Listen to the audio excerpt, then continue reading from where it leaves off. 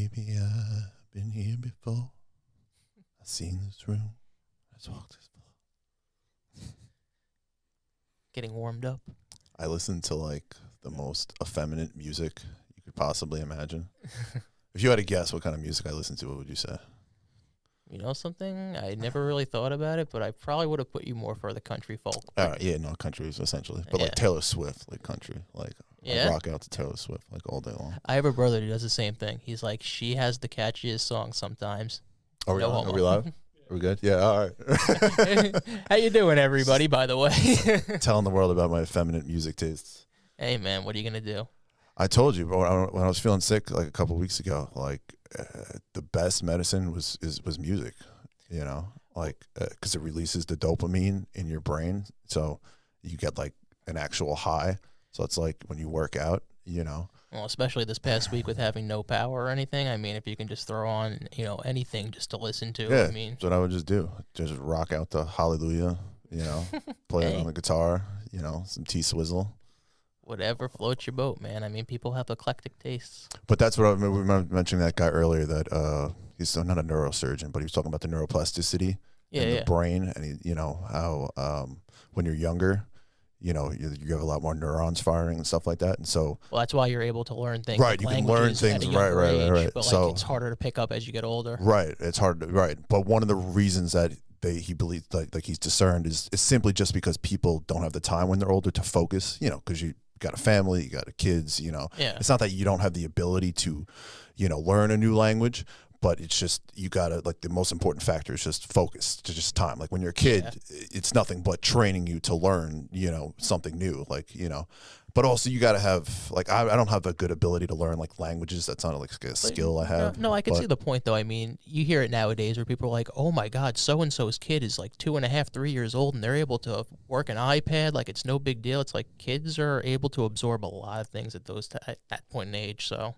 Well, he also that he works with this guy Eddie Chang, who's like apparently you know they've been talking about, like, you know, Elon Musk been talking about like creating some kind of amalgamation where he hooks up like the, you know, central nervous system to some kind of AI computer program, so that you can like basically you can have your phone imprinted into your brain. You know, you can have the internet. I don't doubt it. Well, man. he's been working on it, but there's this guy Eddie Chang. He's been working specifically on, you know, the ability to you know, learn languages like overnight, but it's not like you're actually gonna learn them. Like, it's not gonna take time. Basically, what, it's kind of like the Matrix. You're just gonna like have a computer program downloaded into your synapses. Basically, the thought is it really is like, how do you learn English in the first place, right? Like, I guess it's like you just hear, you know, obviously, you know, people speaking it, and you kind of pick it up a little bit. Right. So it's more just, it's actually just a muscle thing. This is what he was saying. Basically, it's just and the inflection in your vocal cords. So basically, he's creating this sort of program that you'll be able to download it into your central nervous system, and basically you'll think of the thought in English or whatever language it is you learn, and then you'll like press some kind of button or something like that, and it'll just change your vocal cords. So you'll say like, I don't know, in English, but it'll come out in Russian or whatever. Like, I don't doubt it, but all I'm picturing in my head is like that scene from The Matrix where Keanu Reeves is like, I'm going to learn Kung Fu, and they just pull out a floppy disk and like, yep, download. I mean, along those lines, that's where it's headed. Yeah, I mean, I don't doubt it, because they can do some crazy shit. I mean, they could fix people who, if you're blind, they can literally allow you to see. I mean, if you're deaf, they can allow you to hear. I mean, they have these operations that can do this, so... they still can't correct blindness yet, but they're working on it. Yeah. Eventually. I mean, you've seen these clips that go viral where it's like they allow somebody who's deaf to hear for the first time and things like that. But it's like sounds. It's not. It's not like perfect hearing, but like, I mean. Well, there's a guy at Harvard who runs a laboratory there who says that. Did you see them on? He was on 60 Minutes like a little while ago. That essentially they're able to, stop aging. So like they figured it out in pigs and said it's going to be like, now they're working on dogs, and it's going to be like 10 years. People are going to be able to just like, well, he said in about 20 years, they're going to be, well, if you think about aging, right? It's still, if it can go forward, there's no reason why it can't go backwards, right? Even That's in true. essence, time, right? It's something. It's not a tangible thing, but it should be something that, like, the further away you go from Earth, right, time slows down, right? Yeah. And there's black holes, and so time is still, going Time back and to space, Einstein, there's a whole, right? It's not a like- tangible thing. It's not something you can actually touch, but it's something you could still be able to manipulate in some sense. So if you age forward, like, theoretically, there's no reason why you can't stop aging or reverse it. If you can get into the cells, into the DNA, and figure out the structure and all Well, that. I mean, they've also, they have it set up where people can kind of pick the traits, from their kids when they're when the woman's pregnant. I mean, they can kind of decide, I want blue that's eyes, sort brown of eyes. well, that's a myth. Like, That there was was a a myth? Chinese doctor who said that you've heard of CRISPR, right? Yeah. Yeah. And so even though they can do DNA sequencing, they haven't been able to figure out how to manipulate this. So this Chinese guy, this Chinese doctor, claimed that he could, change the sex, like for boy or girl, you could pick. Yeah. You know what I mean? Well, that's why I'm waiting to have kids, because I can't have a girl. I wouldn't be able to function. I would lose my mind. The best quote I ever heard was from this guy. He actually came to this bar. He was like celebrity, like a reality show famous. Okay. I want to say that could be a lot of people in this. Well, day he and was age, from though. Real Housewives. He was one of the sons on Real Housewives, if I remember this correctly. And he's just, he's like, if I have a daughter, I've done my job as a parent. If from what does it say, 0 to 13, I just keep her alive, and then from like 13 to 25, I just keep her off the pole. I've done my job. I mean, I think you have to shoot a little bit higher than that. Well, but I mean, I know. have heard other people use, like, just keep them from being pregnant by 18. Bro, I wouldn't be able to find. I'd murder every male that looked at her. I don't know. I wouldn't be able to handle it psychologically. So I got to wait till they can figure out how to boys. I literally know. said it to somebody at work on Friday. I got into the office and we had just lost power like 10 minutes before that. And one of the guys that I work with had said that, like, he had left his phone at home so that, like, he could use it for like a Wi-Fi hotspot so his kids could watch TV because had power but no cable. And I'm like, that's a situation that you have to deal with as a dad. But I personally, being self-aware, I'm such a selfish person. I'd be like, I don't think I could do that. I need my phone. Yeah, I mean, and I'm not a technologically savvy guy, but No, but like I feel like I still need that. It's almost like a security blanket for me. yeah, I just need, like, I'd be good. Like, I'm fine with. I was fine without TV. I was without, perfectly fine. I had no internet, no cable, like literally just listening to audiobooks. Yeah, I just was need air conditioning. fine. Yes, exactly. I'm just too big. I give off too much heat. I stifle in the heat. It's not good. I mean, It's not a good look. well, yeah. Something that's modern technology. I Coming probably to lost save like 20 us. pounds just sweat alone. You know what's So- interesting though? Believe it or not, since like the advent of air conditioning coming in to be like a major part of American life back in like the mid to late 60s, you could actually track the migration of American population largely from the Northeast to all of a sudden in places like the Southwest and the Deep South. Well, that's the funny thing is that, like, yeah, there's a lot of people that migrated to the South, but they can't like leave their houses till like 4 o'clock in the afternoon. It's too freaking hot. still, Yeah, you know what I'm I saying? mean, like, that they dry, humid heat. And they start school at different points of the year. I mean, they go into school, from August to like May because, I mean, they can't have summer Right, they vacations usually- where these kids are outside in the 110 degree Well, I heat. lived in Maryland in 3rd grade for like 6 months, and it was like a different world. Like, I remember it snowed once, and it was like half an inch on the ground.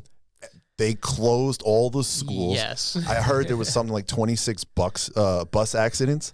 Like, they had no idea how to handle that kind of weather. Whereas, like, in New York, it'd be a joke. Like, they get the plows out, Not like, even. yeah, like, they wouldn't close the for half schools an for inch of like, it's got to be like a blizzard of like, a foot. exactly.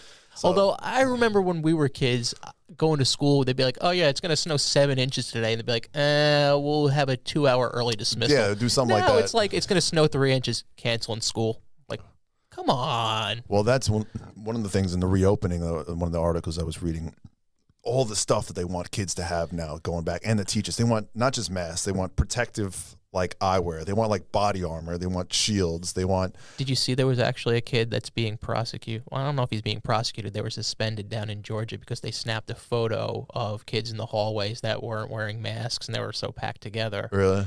And the school administration came down. It's like, you're violating the student code of conduct or something, but they got them suspended for that. Well, the teachers, I mean, as much respect as I have for teachers, they've gone off the deep end. Like, they They don't really want to go back and teach. You know something? I mean, I can accept There that hasn't there's been one probably a good amount reported of them, case of a kid transferring coronavirus, the Chinese coronavirus, to an adult. There hasn't been one documented case. I don't So think that could be accurate, that there's not a case of one kid there hasn't been one transferring. case. There hasn't been one case. Out of the 5 million cases in the country, I don't think it's possible. There's that only something like 36 reported cases of kids getting it under the age of like. That's not even true. 8,000 kids across the state of Florida contracted it in the last 6 weeks. Are you kidding?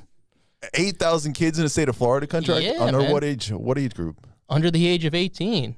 But like what, 13, 18, or 15? Well, they're saying it's All right, we'll all the way as argue young those as. stats another time. I mean, just take my word for it.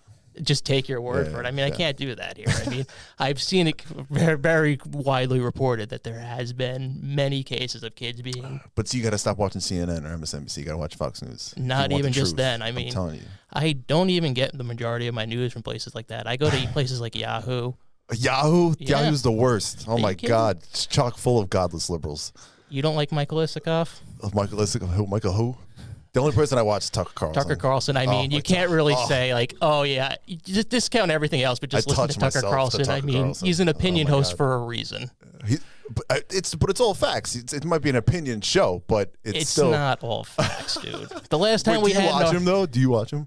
Will you watch him? not as often as you want me to, but I mean, yes, I have watched him. You don't have to watch him every day. I do try to be cognizant of the other Well, perspective. no, I do that but too. Like I'll try to watch CNN just to see what the enemy's doing. Just seeing. You see, that's the mindset that we have to break from, though. That what the enemy is doing. I mean, like, Well, that is the problem. I mean- I see who politics. We're going to get into it, but that's all right. there's no way to avoid it. I I know. mean, it's just like everything circles right back to it somehow, some way. Yeah, I mean, what point were you going to make? I don't even remember what we were talking about before we got on politics at I this mean, look, point. there's just a lack of common sense. There's just politics. People are just taking it far too personally. I mean, it goes Very back much to the so. days of obviously Aristotle politics. He calls us soca politica. We're political animals, but we take it too personally now. I mean, it's insane. I've People- told you, I've lost family members because And you're not the only one like that. I've heard that. it's so absurd. It's a very common notion in this day and age. It's like, oh yeah, just unfriend somebody on social media. It's like that's it. you can bro. just keep scrolling. Like, it's not the end of the world if you see a point of view that you don't agree with. Well, I asked Like, you if you watched Hamilton, right? I watched Hamilton. yeah, but that's not because of No, politics. but it's just they because, right like, after they boycotted, cancel Hamilton. Did you see that? Something yeah, has- I mean, we talked about that the last time. It's like some of the cancel culture is just like absolutely insane. Where it Hamilton was great. Though. cancel Hamilton was needed, Yeah. to see, multiracial people, playing the founding fathers. Like you unfortunately get enough. I just saw a video of some black politician saying they shouldn't teach history at all because no it lends more itself- history. Right.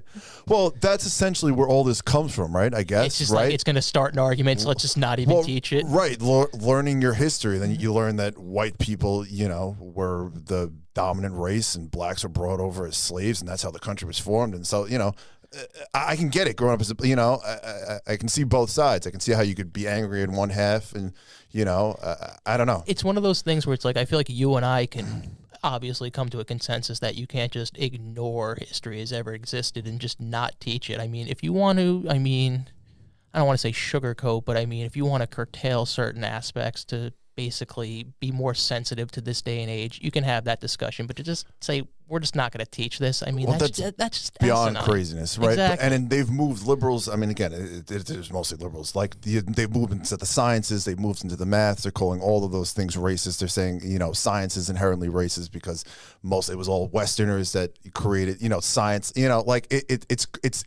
It's seeped into every part. So they've gone into Looney Town, So that's But why they have also no credibility. just say, I mean, it's just on the liberal point of view. I mean, you hear Name some, one conservative. Name one right wing. I mean, it's just not it's not something we do. It's just not something we believe in. No, but when you hear some of these conspiracies that are being floated around the coronavirus, where it's like, okay, masks don't do anything, inject lights, Well, I no, mean, I'm not- hydroxychloroquine, which has been proven now by multiple studies that it can be effective in certain cases, but it's very dangerous in others. I mean, well, see, I don't even it's not traffic like in we that can- stuff. That's sort of Trump. no, but like, can you where see like there's both sides have basically politicized science in a way that it should not be, is basically where we're going. But there's a difference between the liberals.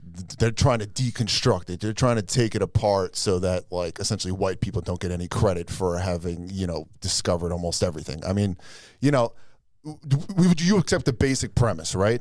That, and this used to be a long-held belief, I mean, for the past 500 years, right?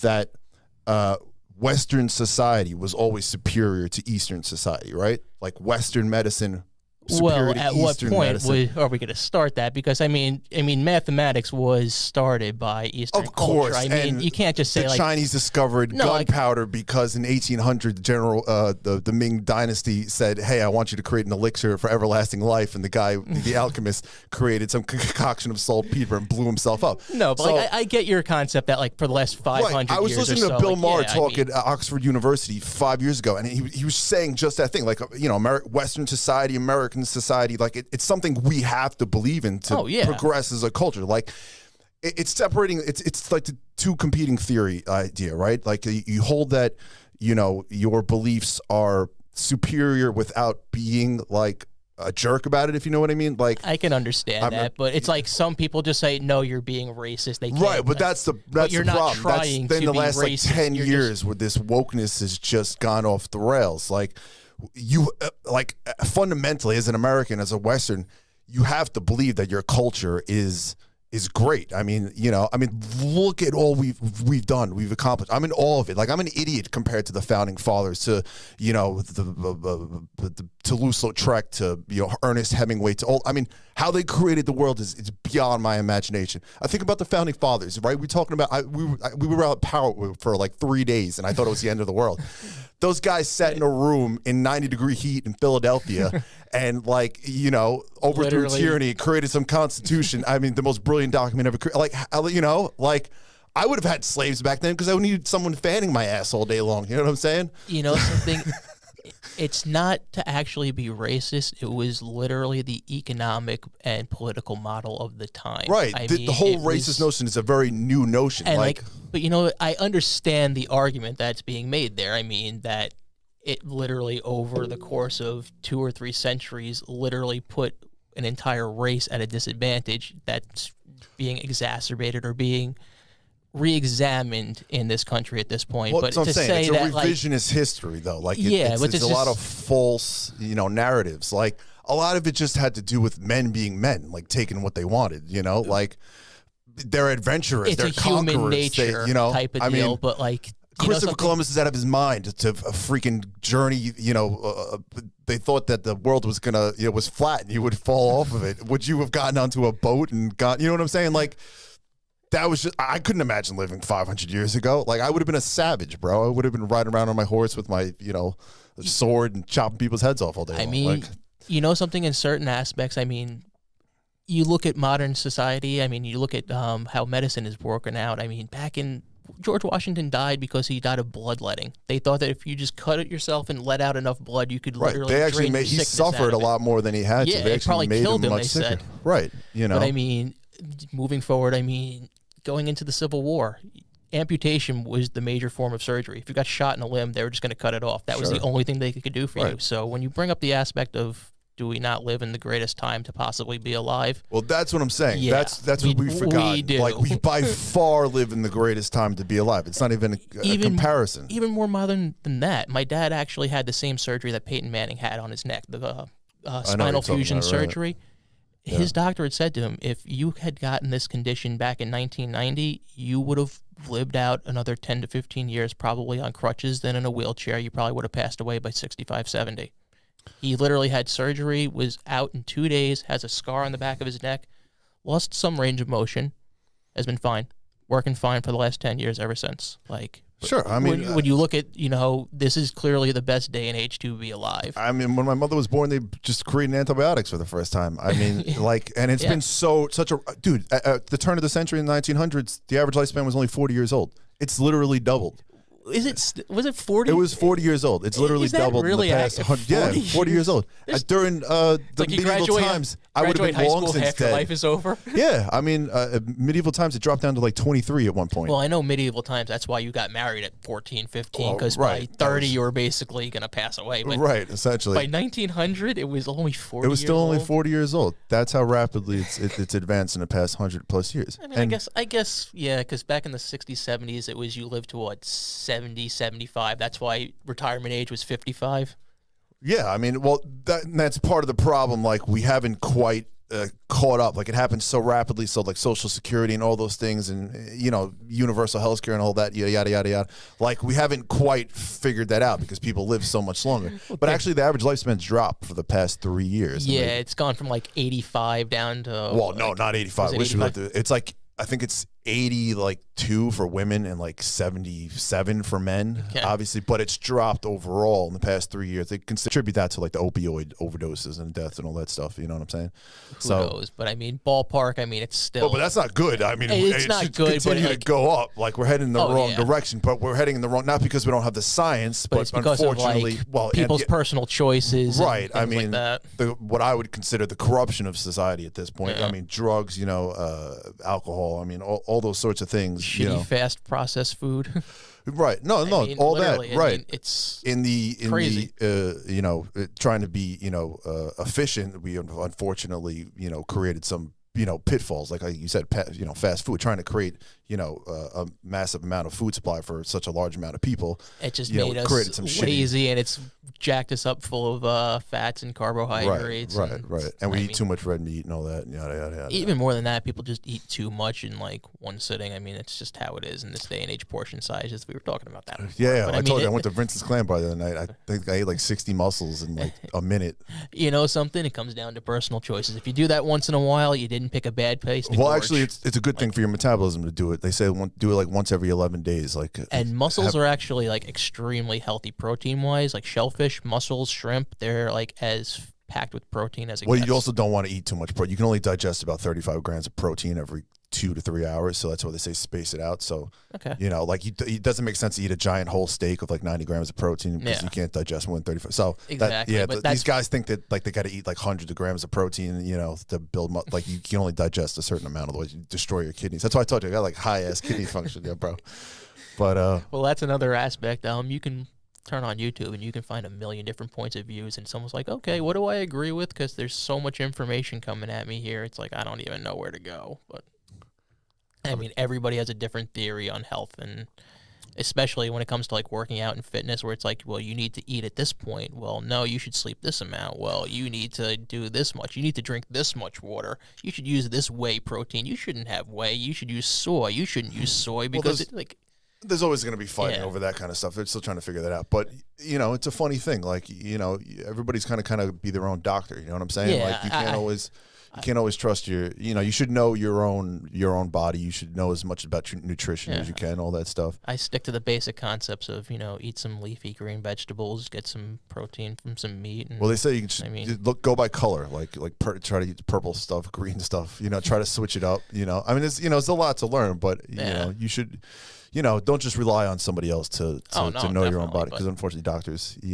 my well, mother's a that's nurse exactly it. practitioner, They don't know how it's going to react with your body. I mean, everyone's got different allergies and, different ways of reacting to different medications, and who knows. Yeah. You read any good books lately? I actually just finished The Volunteer again, which was that book about Volunteer? What is that? there was essentially a guy back in the early 40s who volunteered to sneak into Auschwitz. Oh, okay. It was essentially the Poles were trying to gather information on what was going on at the camps at that time, and they thought that there was human slave labor going on, and then they quickly realized, okay, this is an extermination camp. They're just killing people in mass, and it's about how they sounds uplifting. It was very, very, very dark, but I mean, this day and age, that's how it is. I've been listening to so many audiobooks, it's like you can't listen to something that's not dark. Yeah, I've been listening to a lot of audiobooks. I've been listening to Great Gatsby again. I told you I've been trying to write a book, right? Like I have a few that. hundred pages, but I can't it's I have a vision, but it's like a crazy, like I can't condense it into what I want. I've had the same problem because I've always thought about writing a book, but it's like I almost have ADD in that sense where it's like I've got a great topic, but then it spins off into something else, and then it's like it sidetracks to somewhere else. So if you can actually pull it off, kudos to you. I know. Well, part of it's like it's kind of like an amalgamation between like The Great Gatsby, because I just love I like The Great Gatsby is not the greatest book. Like it's kind of dry, but I love that thought that like you know, have you seen the movie at least or something? Have you read the book? I love the book. I've read it like 2 or 3 times. So essentially, right, Jay Gatsby is he's a bootlegger, right? Yeah, and he's in love. That's how with he made his money with Daisy. Right. He's in love with Daisy, and it's based on F. Scott Fitzgerald's sort of own life, right? He was in love with this American heiress, Geneva King, but her father didn't approve. So it eventually fell. He only died he only lived to be like 44 years old. Yeah. Well, I think Hemingway didn't live that long either. I mean, Hemingway, I love him. He was such a man, dude. Like The Sun Also Rises was basically like partially an autobiography for him, but like it was just a crazy book of just Americans living in Paris, traveling to Budapest, traveling to Spain, just basically living life as a vacation. Well, that's the kind of guy I love, like the Teddy Roosevelt's. Have you been to Teddy Roosevelt's house in Sagamore Hill? Yes, I haven't been there in like 10 years, but like buffalo and horns and just all the like polar bear rugs. And stuff. You couldn't get away with that in this day and age. They said he read like 1 to 4 books per day. Yeah, like that's just absurd. But that's also a product of the time because they didn't have the type of media to consume. Of course. I mean, I was listening to also Manhunt was another audiobook that I recently just want to point out that to. Teddy Roosevelt was a Republican. Just want to point that out. Well, I mean, the Republican and Democratic parties have gone through quite a bunch of policy shifts on there. All lies. I mean, I love that notion, but that people talk about Republicans like that, but they ignore that the parties changed platforms during the civil rights movement. That's still, they stretch that truth out. It's a bit of a. It's really not. Like, I mean, the Southern Democrats abandoned the Democratic Party when they pushed civil rights. Well, that is something I love, though. How do Democrats who say they hate like white privilege and all this, how do they justify being Democrats with the history of Democrats, with Dixiecrats, with the KKK? Like, how do they justify that? You know something? It's one of those things just like we were talking about. You understand that there's a context to history. I mean, it's like how do Republicans justify people like George Wallace and having Jim Crow laws and stuff like that? I mean, once again, picking and choosing. We're going to ignore Jim Crow. We're going to ignore segregation. We're going to ignore the civil rights movement. Wait, the Republican Party? They're not the ones with the history of that. Did you not see the civil rights movement? Right, it was the Dixiecrats. It was Democrats. They switched from the Democratic Party to the Republican Party because the Democratic Party under JFK embraced civil rights. Well, go back in Joe Biden's history about 20 years. Don't even bring up Joe Biden into that conversation. Why isn't that fair? You want to talk about the crime bill of the 90s? I mean, we've just talked about... I've got nothing wrong with the crime bill of the 90s. I support the crime bill of the 90s. But that guy, I mean, he supported Robert Byrd, who is a head of the KKK. Like, he has a whole Donald history. Trump takes support and doesn't condemn people like David Duke. I mean, it's once again picking and choosing. But Trump does it for other reasons. Like, Trump... Because he gives a wink and a nod to his supporters, I won't condemn you? I mean... No, well, he does it because he was just thinking about votes. That's the way that he thinks. Like, there isn't, like, some larger context. Like, he doesn't think in, like, a grand, like, a grandiose way. Like, he just thinks, like, is this, like, if I denounce David Duke, am I going to lose votes at all? So I'm not saying that's a good reason, but... That's just the way he thinks. Like, once again, I mean, you're saying how did Democrats justify things like Dixiecrats? I mean, how do Republicans justify having somebody that's so immoral Democrats they can't condemn something like that?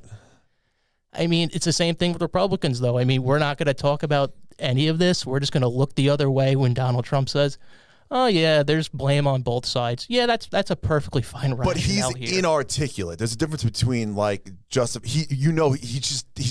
an inarticulate person. Like, he doesn't always know how to express, like, what he was saying when he said there was fine people on both sides. Like, he wasn't talking about the people with the torches.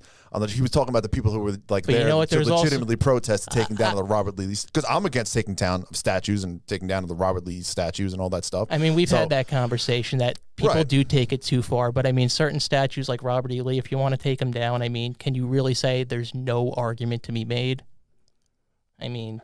I don't, there's not a good enough argument to be made. Like, that he was a slave owner that took up arms against the U.S. I mean, what's the benefit of taking it down? Like, what does that achieve? How does that, like, how does that progress? How does that move It's forward? an acknowledgement that some of the things that he did in society were not very good, that we probably shouldn't have a monument embracing this person. But again, where does it go? Like, should Rome destroy all of their old buildings because the Romans, did terrible? What's the good justification for taking it down? Like, Robert E. Lee was essentially a good guy in a lot of ways. Lincoln had originally appointed him to lead the Union Army. Okay, the only reason he chose the Confederacy because he at couldn't that time, take up arms against Virginia. I mean, come on. Because states, going back to Jefferson, right? He was a Virginian. It was states over the country. Even in the Civil War times, it was states over the country. Like he's like, I'll go with whatever Virginia decides to go with. And then Robert E. Lee is even famous for saying there shouldn't be statues put up to the Confederacy afterwards. And I mean, he was essentially a good guy in all aspects, I mean, you want to say good guy in all aspects, but that's the conversation. Let's say you were born in Virginia in the 1800s. But, I mean, that's the conversation we're trying to have. I mean, people can look back, and you want to call it revisionist history, but, I mean, it actually is history to say he owned hundreds of slaves. He brutally abused them at certain points. That has been documented, and he also took up arms against the country. I mean, to preserve that. Yeah, can you not say that there's an argument for But what's the people point to in make taking it down? Like, because it's up. Because it's up, they and took people down a said, Grant statue. I mean, how did he take down? They wanted to take down Abraham Lincoln statue. Well, that's once again where we said some people take it too far. But right, I mean, when you say that Grant's up and that people want to take it down, what's the benefit? I mean, that people find it offensive for us to have a statue of that. Nobody I mean, really finds it offensive. That's BS. That's just to total say that nonsense. Nobody finds it offensive. They make it up in their mind. Like they make it up in their mind. If you're gonna walk by a Robert E. Lee statue, you're gonna be so overcome with offense that you're gonna. Me personally, no. But I mean, can you understand that some people are? I don't. I don't believe that. I think they're all full of shit. Well, I mean, that's your point of view. You have that right. But I mean, other people do. I think I could prove it. You think it's a fact, but because you if you can't ask them prove what that their somebody justification is, they don't have a real justification. If they're offended by it, they're offended by it. By what though? Like what? The fact that he used to be a slave owner. The fact that he took up arms that against the country. 150 years from when it happened. Nobody don't, really cares. But other people that feel that they've been disadvantaged by that do. I mean, for us to just say, well, I can't even just getting fed I by can't CNN even acknowledge that argument. Is just that's all nonsense. For you to say, I'm not even going to acknowledge that. You're just liars. You're fake. At some point, I have to say people's feelings are bullshit and that they're just making stuff now up. People's feelings are just bullshit. Yes, I mean, yes, buck up, bro. You're in America, bro. Exactly, where people have the right to say, I'm offended by that. And if enough people come together and decide that it's a good idea for us to be taking this down, then it gets taken down. Look. There's just no good. I just don't see a valid. I don't see a good reason. You don't see a valid argument, but enough people do that it's taking down.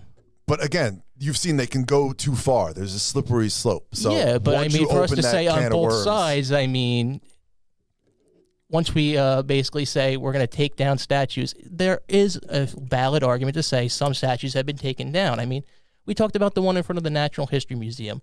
You say, oh, they're taking down a statue of Teddy Roosevelt. You read that headline, you say, that can't be. But then you look at the statue, and it's him on horseback leading a Native American and a black guy. And you go... Exactly. And they're so offended that they're lower in stature and they're slightly behind Teddy Roosevelt. But can you not see why people would see that as offensive? No, because it's been up for 70-plus years or whatever. And there have been complaints about it for a long time. But now suddenly it doesn't affect you, but it affects other people, and other people don't like it. They're just liars. They just make stuff up. Everyone's just a liar.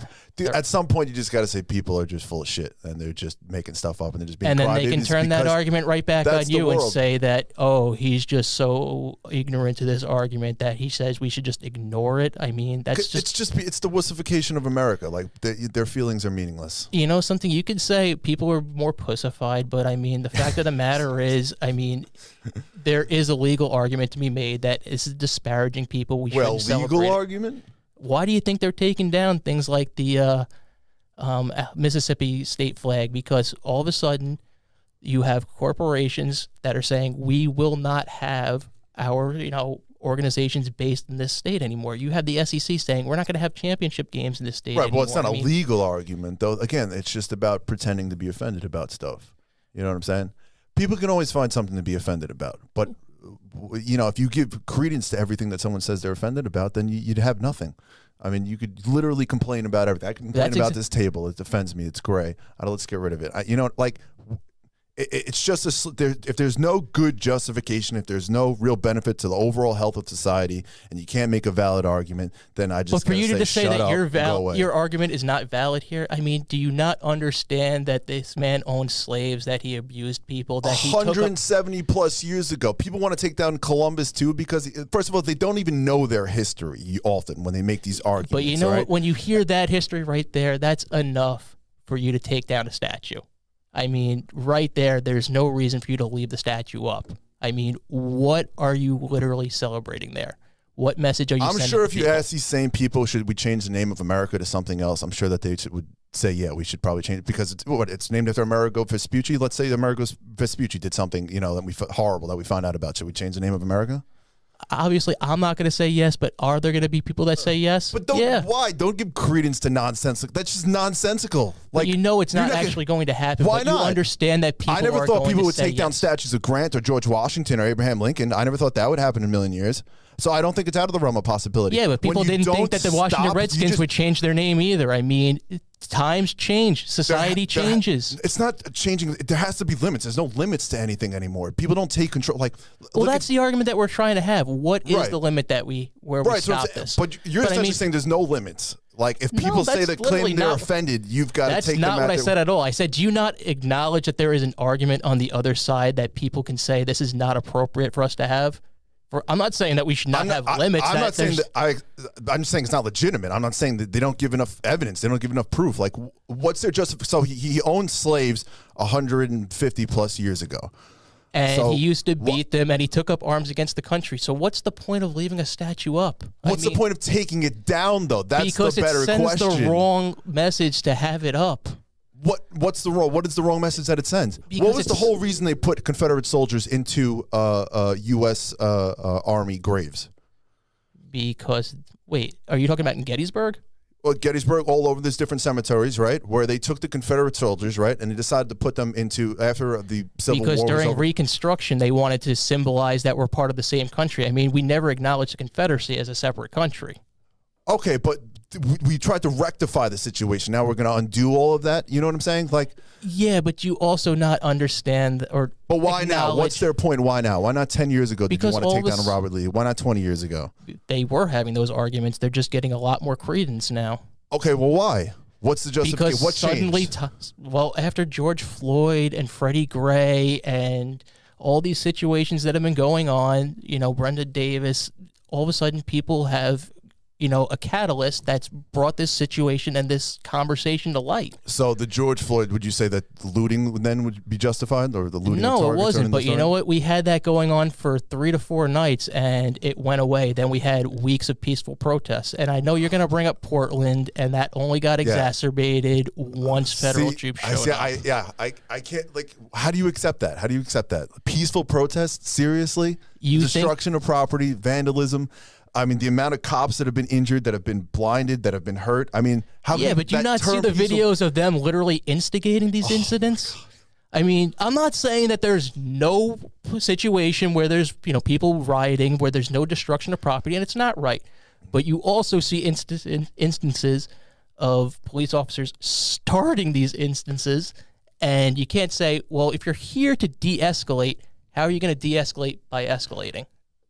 If peaceful protests are going on for 2 months, at what point do you send in the police to do their job? If nothing bad is really... But there was stuff. They're destroying property. They were attacking federal courthouse. Oh, my God, there's graffiti on the courthouse. But you're not accepting the truth. It's far more than that. There's been stabbings. There have been murders. What about that autonomous zone in Seattle? They took that down after a month. I mean, it was a symbolism thing. It's one of the... Just like I said, if you're trying to de-escalate, you don't de-escalate by escalating. No, that's the weak liberal mindset, bro. You need force sometimes. Sometimes you got to crack skulls. Like, you're going to send in police to crack skulls, but that, once again, if people are rioting and destroying property for months on end, they're destroying people's livelihood, that whole community. What about that silent majority? So, like, a lot of people just want to go about their daily lives. They don't want to have to be political. Like the police is an extension of civilization, right? That's why we have the police force. So they have to be able to do their job. The idea that sending in the police escalates things when they're already tension, like, that's just a nonsensical argument. But when you make the argument that oh, a couple of graffiti symbols on a courthouse. But it was not just a couple of graffiti symbols. They were firing fireworks. They were trying to set it on fire. Like they were doing the real property damage, real destruction. Like they burned a freaking Minneapolis police department. After at what point do you say enough is enough? At what point do I say enough is enough? Have you when seen I see the majority of the entire city council literally voted to disband the police department there for a reason. And they're all liberals. And they're elected for a reason because the constituents of that community elected them. But you that acknowledge reflects the Democratic Party 10, 20 years ago was very different. You really acknowledge they've gone off the deep end? Would you not also acknowledge the Republican Party has gone off the deep end? In what way? Fiscal stimulus. They basically said we're not going to worry. We're not going to worry about budgets anymore. We're basically going to turn our head for any type of immigration reform. We're not going to have any type of healthcare reform. In fact, we're going to try to strip away any healthcare that you do have. We're not going to have any type of education reform. In fact, we're going to have Betsy DeVos advocate for school choice. I mean, at what point do you say, okay, these Republicans have literally said everything we criticized Obama for, we literally just did it to try to make him look bad? Yeah, well, we can't obviously confirm. A lot of people agree about school choice, number one. But see, you just made political arguments. The problem with the left is they're committing acts of violence. There's a big difference. Like, they're trying to destroy society. They're trying to undo civilization. See, once again, that's you taking a Fox News argument and saying they're trying to destroy society. They're trying to abolish the suburbs. They're trying to abolish God. I mean, all right, so what is their message then? What are they trying to accomplish? If you had to say, Democrats? Or these peaceful protesters, what are they trying to accomplish? What's their message? They're trying to say that, listen, there's a lot of police situations where you've gone overboard, you've created more violence, people are being overly prosecuted in minority communities, you're basically destroying the nuclear family structure, and we're now acknowledging we should redistribute some of our budget to different aspects where we have different departments and agencies that are better trained, better capable of handling situations like drug abuse, domestic violence, alcohol, drunk driving. Wait, all right. So first off, the only way that you can accomplish that is through violence and what they're doing. Like, there's no other process to go by. When you say that every single person out there is just out there destroying property and they're committing violence and they're looting, I don't know. Like, that's what my eyes tell me. So I don't know. I don't have any other way to process it. But once again, this is where we both were saying before we had to take in other sides of the argument. You mentioned one thing very important: the nuclear family, right? Which side is trying to destroy the nuclear family? Well, when you talk about the war on drugs and how minority communities were overly prosecuted with long-term sentences for drug trafficking and nonviolent offenses, yeah, you can make the argument the right has very much tried. So even though Black Lives Matter specifically put in their memo that they want to abolish the nuclear family, you're saying that Republicans actually are the ones that are responsible? Well, who's actually taking people off the streets and locking them up? I mean, come on. But they're locking up innocent people is what you're saying? They're not locking up criminals? I'm not saying that they're not locking up criminals, that they're locking up innocent people, but how many of these situations now where we're getting video of police going overboard, where they're basically creating situations where people are... If anything, the police have pulled back substantially. I've been arrested a couple of times, unfortunately I've gotten into physical altercations. I used to work in bars and stuff like that. So it happens, but cops can be a-holes, that's because they have a tough job. But that's also not an excuse to say, okay, I committed a crime as a police officer, but it's okay because we have a culture of assholes. I mean, that's not an excuse. But when you say that somebody, you disagreeing with my opinion, I'm just going to dismiss it as nonsense. But when we have a culture here that basically just says, we're a bunch of assholes, so just deal with it. We commit crimes sometimes. Well, yeah. First of all, that's on an individual basis, okay? Even if there might be a culture of macho-ness and, look, cops, again, they can be very friendly sometimes and they can be, real indecent, let's just put it that way, right? But I accept the fact that they have an incredibly tough job, that they deal with the worst people of society that I would never want to deal with in a million years. And I understand that is something we all have to accept. And they get criticism from a lot of different angles, and that it puts them in a situation where they don't take away the police. Do you have civilization anymore? No, but then something. But so we've also had that argument that we've had the argument, and we've come to the agreement where you can't just abolish the police. We've come to the agreement that that's nonsensical. But the evidence when is you- overwhelming that you need more police in a lot of these areas. So the reallocation theory of defunding, taking $1 billion out of the New York Police Department and we're going to move it into other areas, like what, Planned Parenthood, which has aborted more black lives than any other cause of death. So I don't understand it. Like, I don't understand the argument. No, you need more police in those areas. Like, you also need more guidance counselors, more drug abuse counselors. You also need that's a fine. whole bunch of other things. But why can't we also accept that we need more police? Maybe we should train them better. Maybe we should train them in dealing with those. Because the argument is being made that we already have the adequate numbers of police. But no, that's not the argument that's being made. Also, that these problems are not going away, that the budgets keep getting higher and higher and higher and higher. Well, literally, you look at the police budget from 10 years ago, from 20 years ago, literally it's gone up. Right, because unfortunately you need more policing. Yeah, but somehow we still have these situations and we still have the same problems. But they're always going to happen, unfortunately. Oh, they're always going to happen. And also, I completely disagree that George Floyd was murdered. I mean, I might be the only one alive. He was full of methamphetamine, okay? He was full of fentanyl. And he also had coronary artery disease, okay? So you can have all those aspects, but if he doesn't have somebody's knee on the back of his neck, he's not going to die. That's not true. First of all, the first autopsy done by the medical examiner said ruled that he died of asphyxiation. I've read the whole thing. That's the bullshit it's lawyer. It's also in the lawyer's report, but it is in the coroner's report. You can pull it up right now. Pull it up right now. It's publicly available. It did not. It said homicide, but not asphyxiation. He said death by asphyxiation. All right.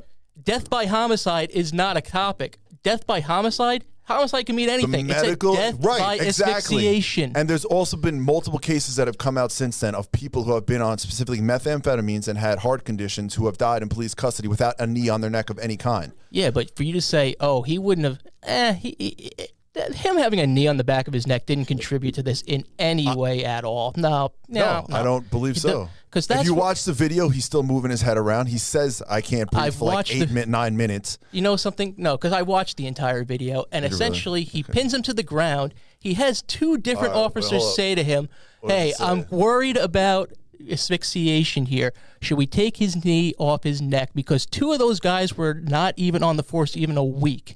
Not even a week.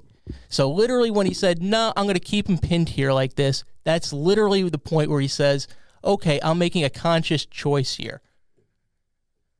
Does it see where does it talk about the autopsy?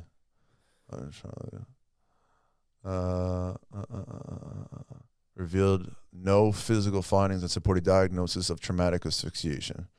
That's what the medical examiner found.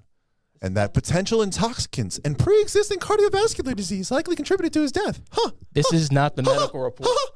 Blogs, scientific information blog. That's not the coroner's report, buddy. What are you talking about? What do you think they got that information from? A blog is an opinion piece. That's not the coroner's report at all. You can get the actual coroner's report. It's a public document.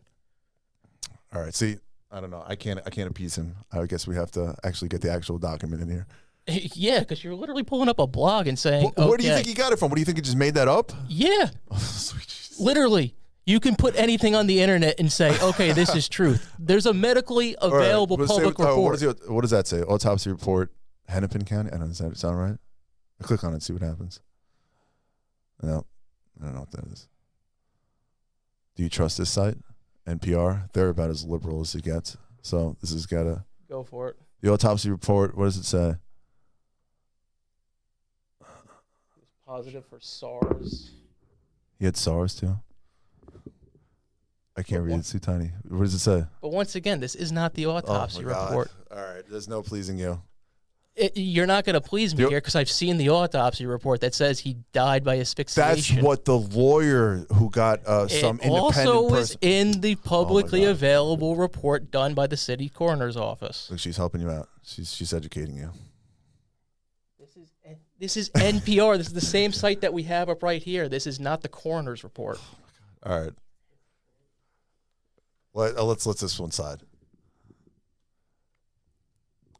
The medical examiner found that he died from coronary cardiovascular disease and the intoxicants of methamphetamine and fentanyl. Dude. And then the lawyer had some independent guy do it, and he of course found the diagnosis that they wanted, asphyxiation. Dude, did you not see the coroner's report when it came out? That's NPR. Once again, this is Google. Okay, here we go. Hennepin County report. I don't know. I don't know how to please this guy. I don't know what he wants.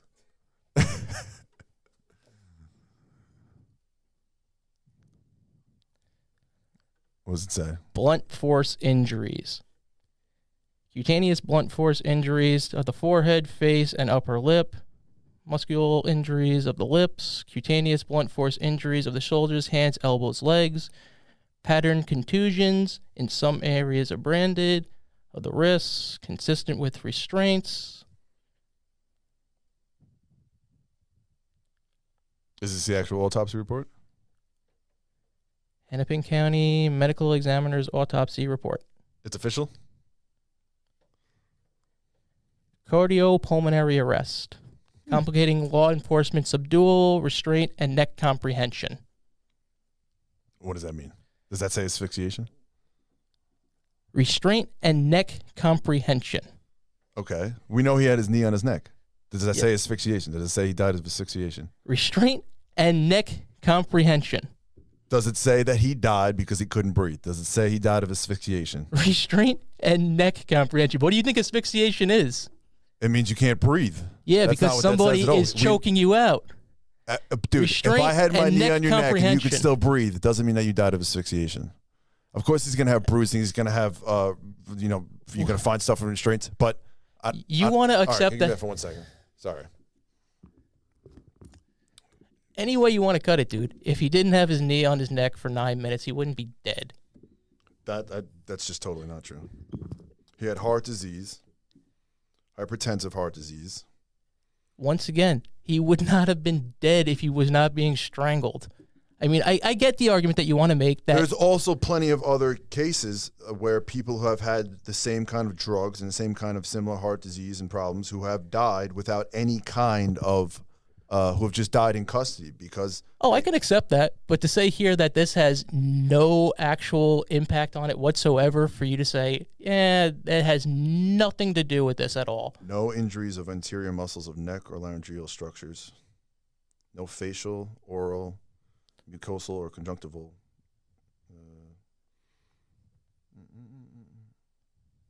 All right, you lost. I'm just going to accept that you lost. That's what, once again, that's what you're going to go with. I'm just going to dismiss this as fake. All right. Literally, this is the official coroner's report. Restraint and neck comprehension. He had fentanyl, methamphetamine, and coronary heart disease. I'm not arguing with you on that. And I'm not saying that it couldn't have impacted it. But the fact is, if he didn't have his knee on his neck, he wouldn't be dead. All right. Like, Agree to disagree. We'll leave it at that. I don't think we're going to get anywhere with this one. That's fine. Thank you. Thank you very much. That's fine if you want to agree to disagree there. But to say that the other side doesn't have an argument, that all I'm saying everything is on the other side is right fake. After that, there was a case in Washington where this black guy was in custody. He had methamphetamine in his system and coronary heart disease. And he passed away. He just died. Right. Yeah. So, and then there's been multiple other cases since then. That may be the case, but in this situation, to say that this had nothing to do with it whatsoever, it's just a coincidence that he happened to die right after this happened. And you don't see any coincidence with the lawyer's medical examiner, independent examiner, finding asphyxiation? You don't think that's well, when we just really looked at the Hennepin County report and it says didn't restraint say and neck, asphyxiation anywhere in there. it says That's the only word that matters. Restraint and neck compression. You want to say, okay, We know he had his knee on his neck. and literally If he I listed grabbed that your as wrist part of the and then reason you for died, you're going to find bruises on there. when the coroner says that that's contributing to his cause of death. Right. We look, I'm not saying it didn't contribute in any way. I don't know that for sure. I'm not a doctor, but he didn't die of asphyxiation is all I'm saying. We're just going to agree to disagree. All right. Here Whose now word would you because accept, the medical examiner or the independent lawyers? They Who both has came more to the same. credibility? They both didn't. came to the same conclusion. All right. It's just who has more credibility? In terms of this, they were both coroners. Who has more credibility? Whichever one's better educated. They're both coroners doing the same job, buddy. This goes back to the whole argument. You have to, at some point, you have to trust. So the system basically, you're in some saying sense. that coroner has no independence at all. He's just biased. He came into this and said, "I'm going to find this as the cause of death." The lawyer's independent Yeah. medical. Yes, that's exactly what lawyers' jobs are supposed to do. They're supposed to go find somebody that supports their argument. That's like if you had a good defense. What do you think? Like O.J. Simpson's lawyers did, right? They went out and found people that are going to help support their argument. That's what a defense attorney's supposed to do. But at the same point, for you to say that, okay, there's no argument here that literally everything on that side is fake, when literally the coroner's report that you're talking about there is the be all end all, literally says restraint and neck compression. Is do you trust the system or do you trust this independent person? Like the I would trust the independent person. Really over the system? Yes. This is the whole problem with today's world. There isn't a faith in the institutions. There has to be some sort of baseline faith in the institutions that they work. Yes, they're flawed. They screw up. We know innocent people go to jail. Innocent people get hurt sometimes. But there has to be an overall faith in the system. Otherwise, it doesn't work. Yeah, but for you also, something, I guess that is a very good point for you to say that people need. Oh, my God. People need to have faith in the system. That is a very good point because something. If you don't have that, people literally just question everything, which is a big aspect of what's going wrong. And that's exactly what's going on.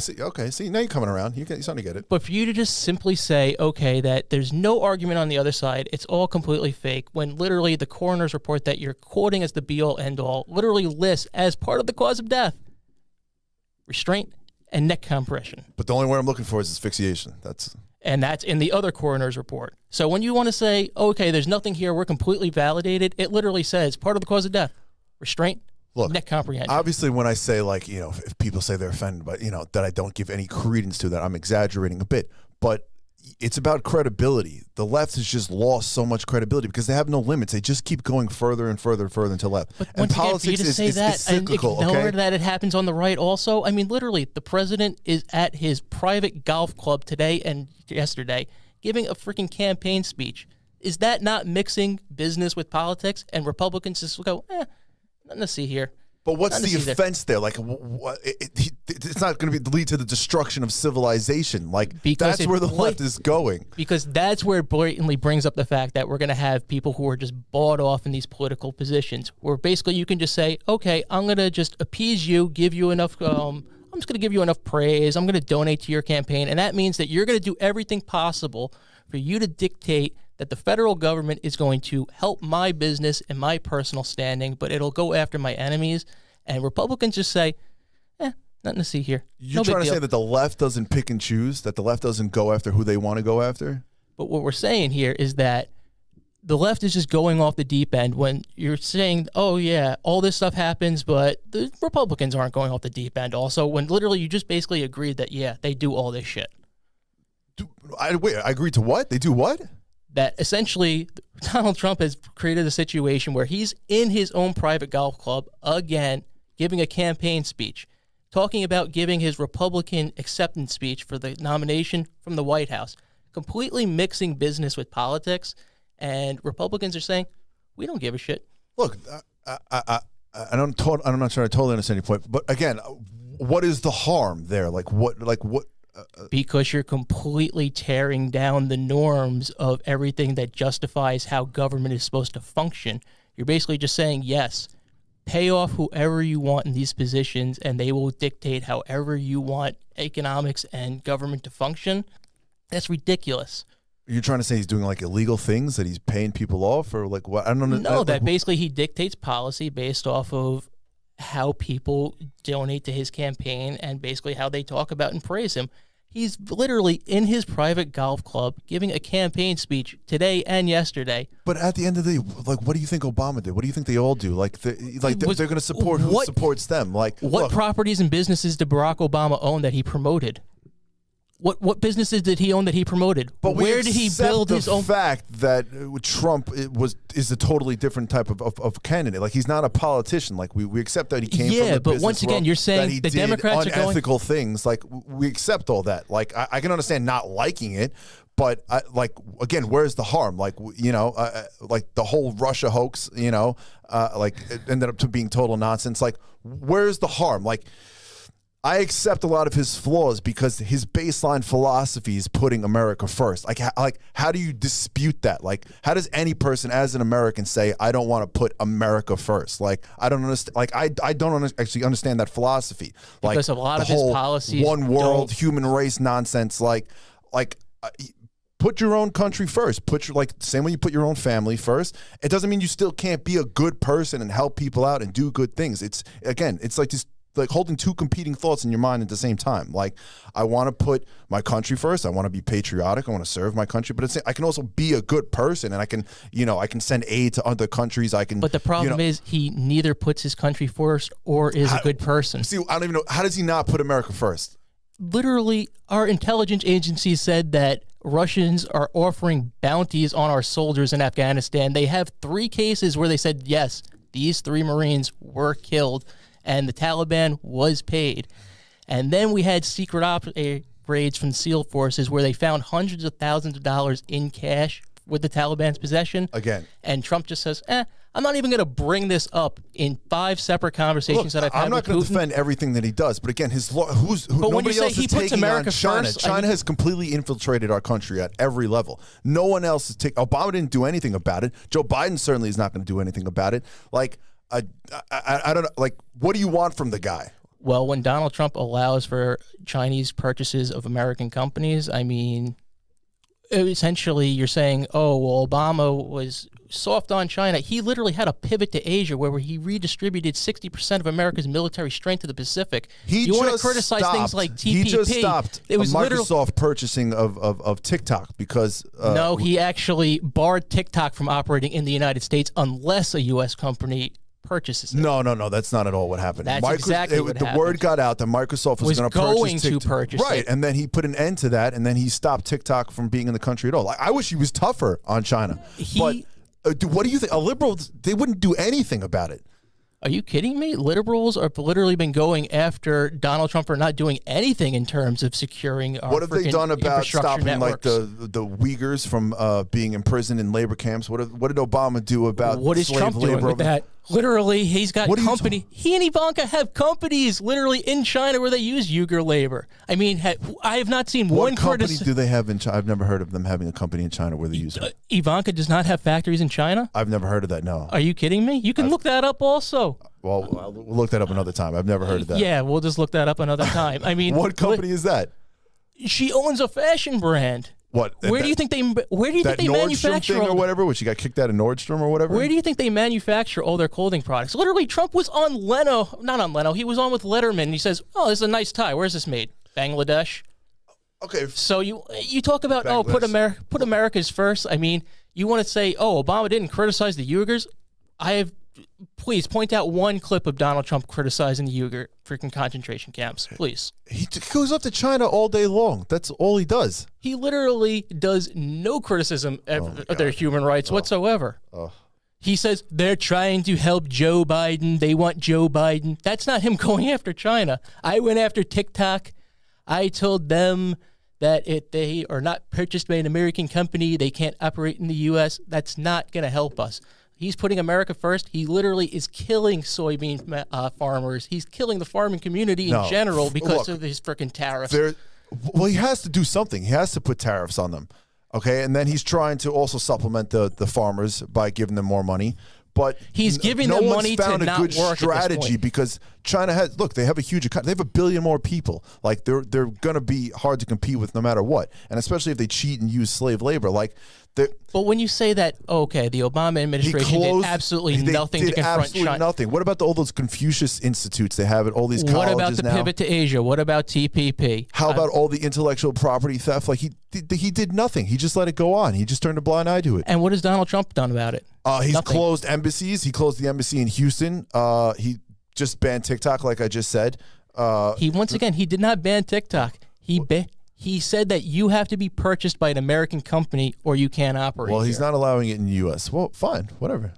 I mean, if Microsoft or another U.S. company I don't even know what the hell TikTok is. Like, I heard it's some kind of dance thing. It's an app that kids use for some shit. Yes, I'm not technologically. I can barely use like Facebook. So, yeah, I'm still stuck in 19. I like MySpace. I wish MySpace would make it come back.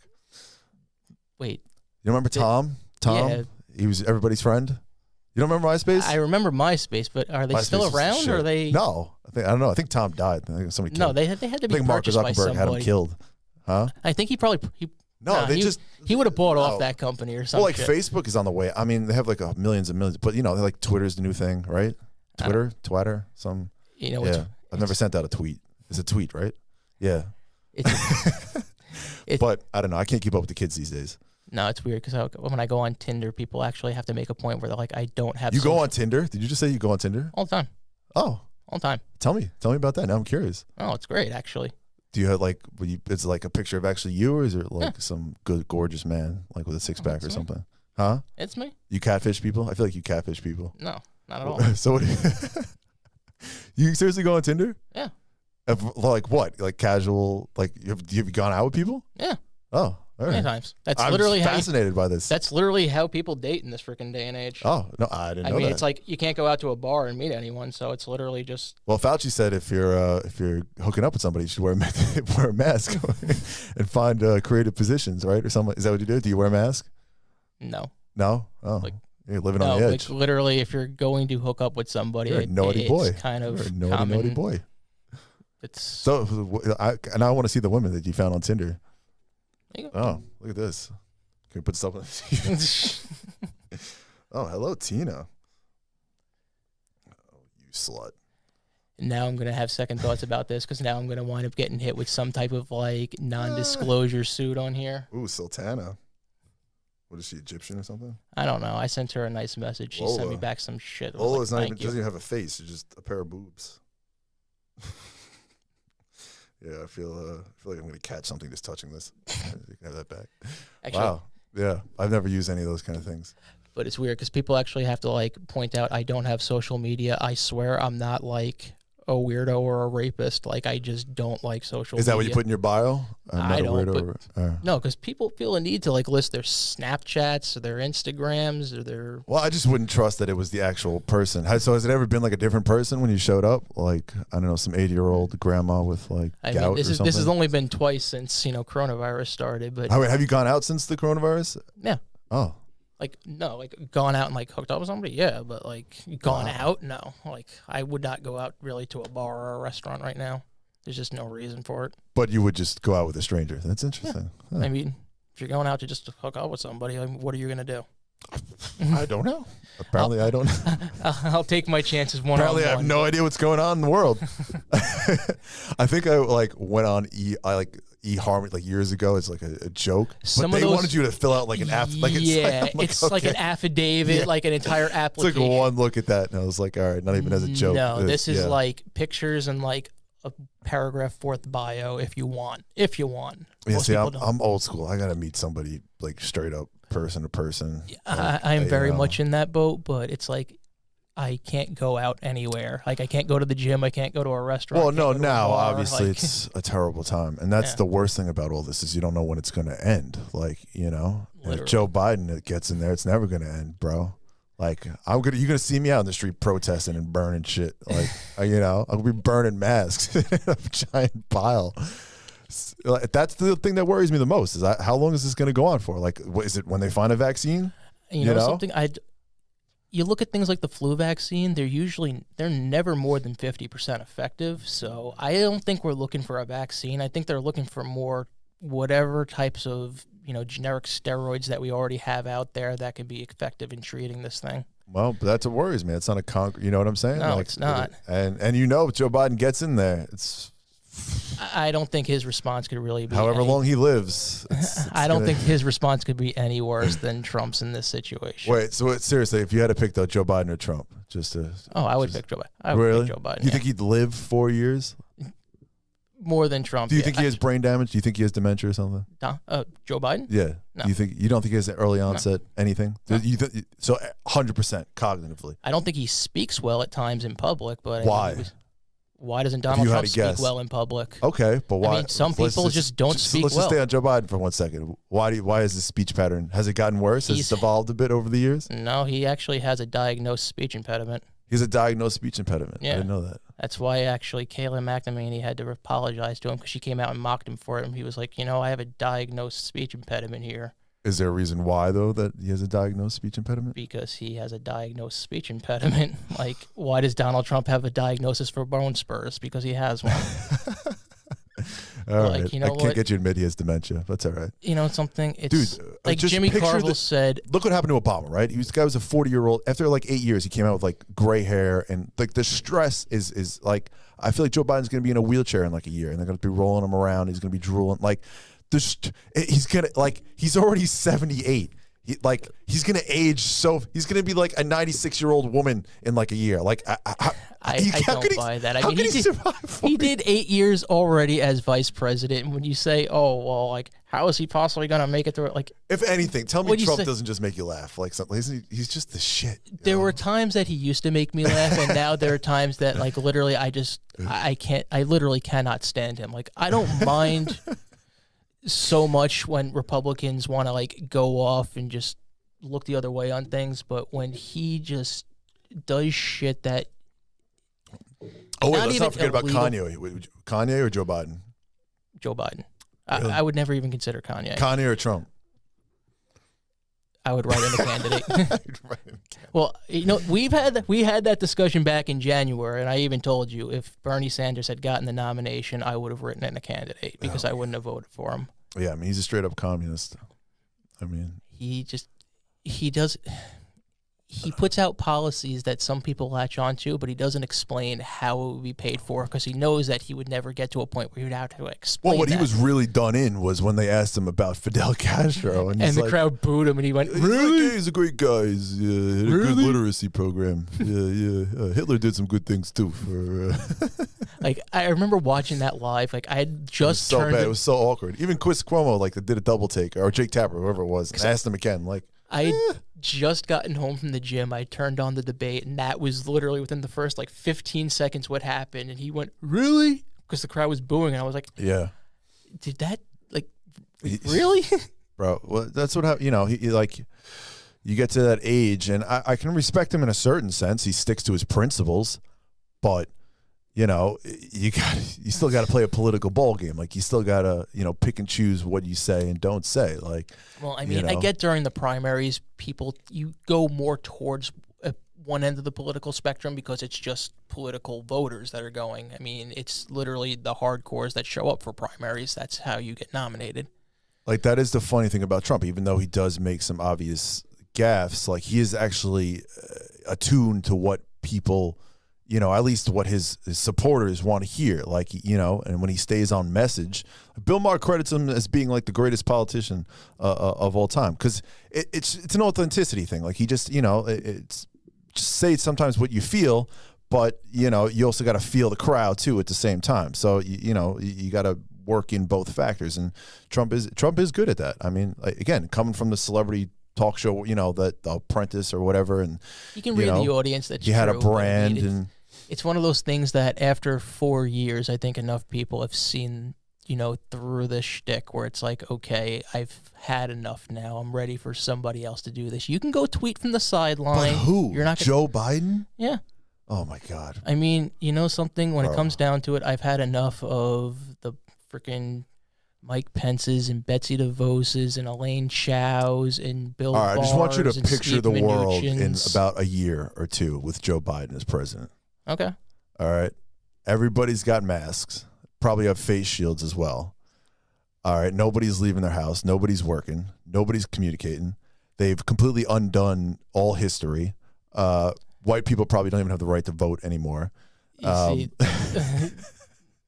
Dude, again, first of all, it's politics is cyclical, right? So as the left keeps going further and further left, what happens is they don't fall off a cliff, right? They actually come back around. So they're going to end up, because as they push.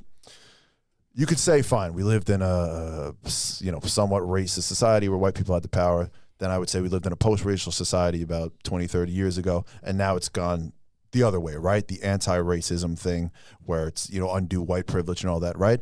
But it doesn't keep going further and further left. Those far left people will eventually become the right wing. They'll become the Nazis in a sense. Like, so, But then in the same as you sense- go, it comes back around, and they haven't thought this far ahead. Like, they're going to end up being the people with the swastikas and stuff like that, because you don't fall, you can't keep going further. It's a finite point, right?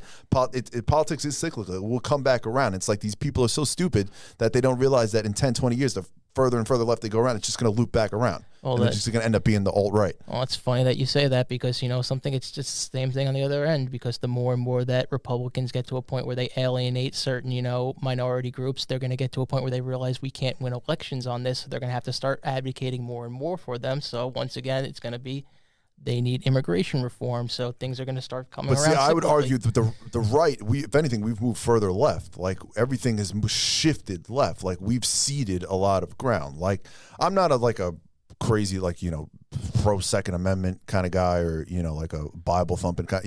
Again, I try to be a common sense person, but there has to be this baseline appreciation for America, for your own country, for the history that has come before it, for American imperialism, American exceptionalism, all those, manifest destiny, all those ideas that were built into this country. There has to be an appreciation for it. Otherwise, you have nothing. Then you can argue the finer points of it, the details, but otherwise, it all crumbles if there isn't a baseline appreciation for the society that's been created. I mean, I accept that, but then in a certain sense, there was also an article in Market Watch about 2 or 3 weeks ago about 2 professors that had predicted that there would be not a coronavirus, but some type of catastrophic event in the year 2020. And when they were asked about it, they used the baseline that roughly every 80 years or so in American history, there's some type of event that drastically alters the political parameters of how the country is focused.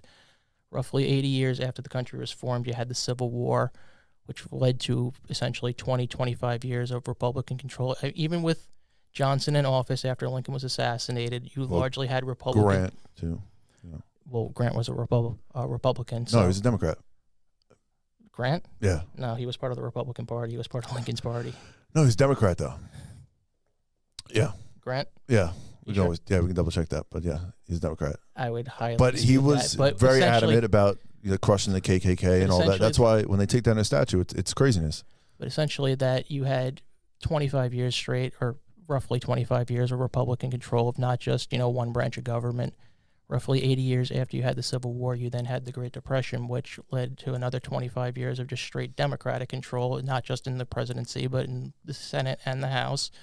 And now we're essentially 80 years past that, where it's looking like there's going to be a political reorientation again. Well, the funny thing about wars is usually we've always come out far superior. And then, I mean, after the American Revolution, then you had, once we started to rebuild, then we had a spike. Then after the Civil War, then after obviously World War II, I mean, that's what really got us. It wasn't FDR's New Deal that spurred the economy. It was actually the wartime production right. So wars have this way of this, where obviously as horrible and devastating as they are, like stimulates the economy. They taught me that in 8th grade history. Right. I mean, it does big time. That's usually a way to get out of debt, but, except for obviously probably the Iraq War is the only one where things basically got since worse. Vietnam on, we really haven't had a traditional war in that sense, where we had like defense spending, ramping up to the point where it's going to affect GDP in any real sense. Well, the Vietnam War was really the turning point, I think, where America kind of lost itself, started fighting with itself. Because obviously after World War II, everybody served, everybody's grandfather served in World War II in some capacity. So there was, a great sense of patriotism, a great sense of pride in the military and what you did. And then obviously, they came back. You had the baby boomer generation, the golden era, the 50s and 60s. And then, the Vietnam War, unfortunately, there was a shift in the culture and the psyche and the zeitgeist, and the new generation, and maybe partially because they grew up spoiled, there was more legitimacy to the Vietnam protests, I would say, back then. Like, I think they actually did care more about sending Americans over to, back this then it third was world also, country. It was also the fact that there was a draft going on. I mean, that was a very realistic but point. They didn't boycott the draft during World War II. Everybody wanted to go fight, so I think they were grappling between, you started to see this new generation that grew up in a more affluent society than their grandparents. And yes, there was a draft, but what's the difference? Why? How come during World War II everybody wanted to go fight, and then during the Vietnam War nobody wanted to go fight? Well, you know what I'm saying? Or why was there this tearing apart? Why was there this split? So I think. I think it's the problem that we have now. We're still kind of fighting it. We're too spoiled. And, could you imagine if we had to send most Americans off to fight in a war nowadays? I mean, would be the weakest, most pathetic society. You know, it'd be me and like just I could probably do anything. You know, so I wouldn't want to fight a war now. We don't have that toughness in us. We we've been spoiled. We've been coddled. We've been, you know, it's the wussification of America. I mean, it's a real thing, whether you want to accept it or not. You know. So, I've seen a documentary on the Korean War where basically it brought up the point where during World War II there was such a sense of we're all in this together, we're all in this together, because everybody had knew or like was related to somebody that was serving or, you know, working at home in the war effort. And during, you know, the Korean War, one of the aspects that was brought up was, you know, people for the first time were really kind of not paying attention to a war that was actively going on, you know, in the country that was leading to thousands of people dying, you know, every month.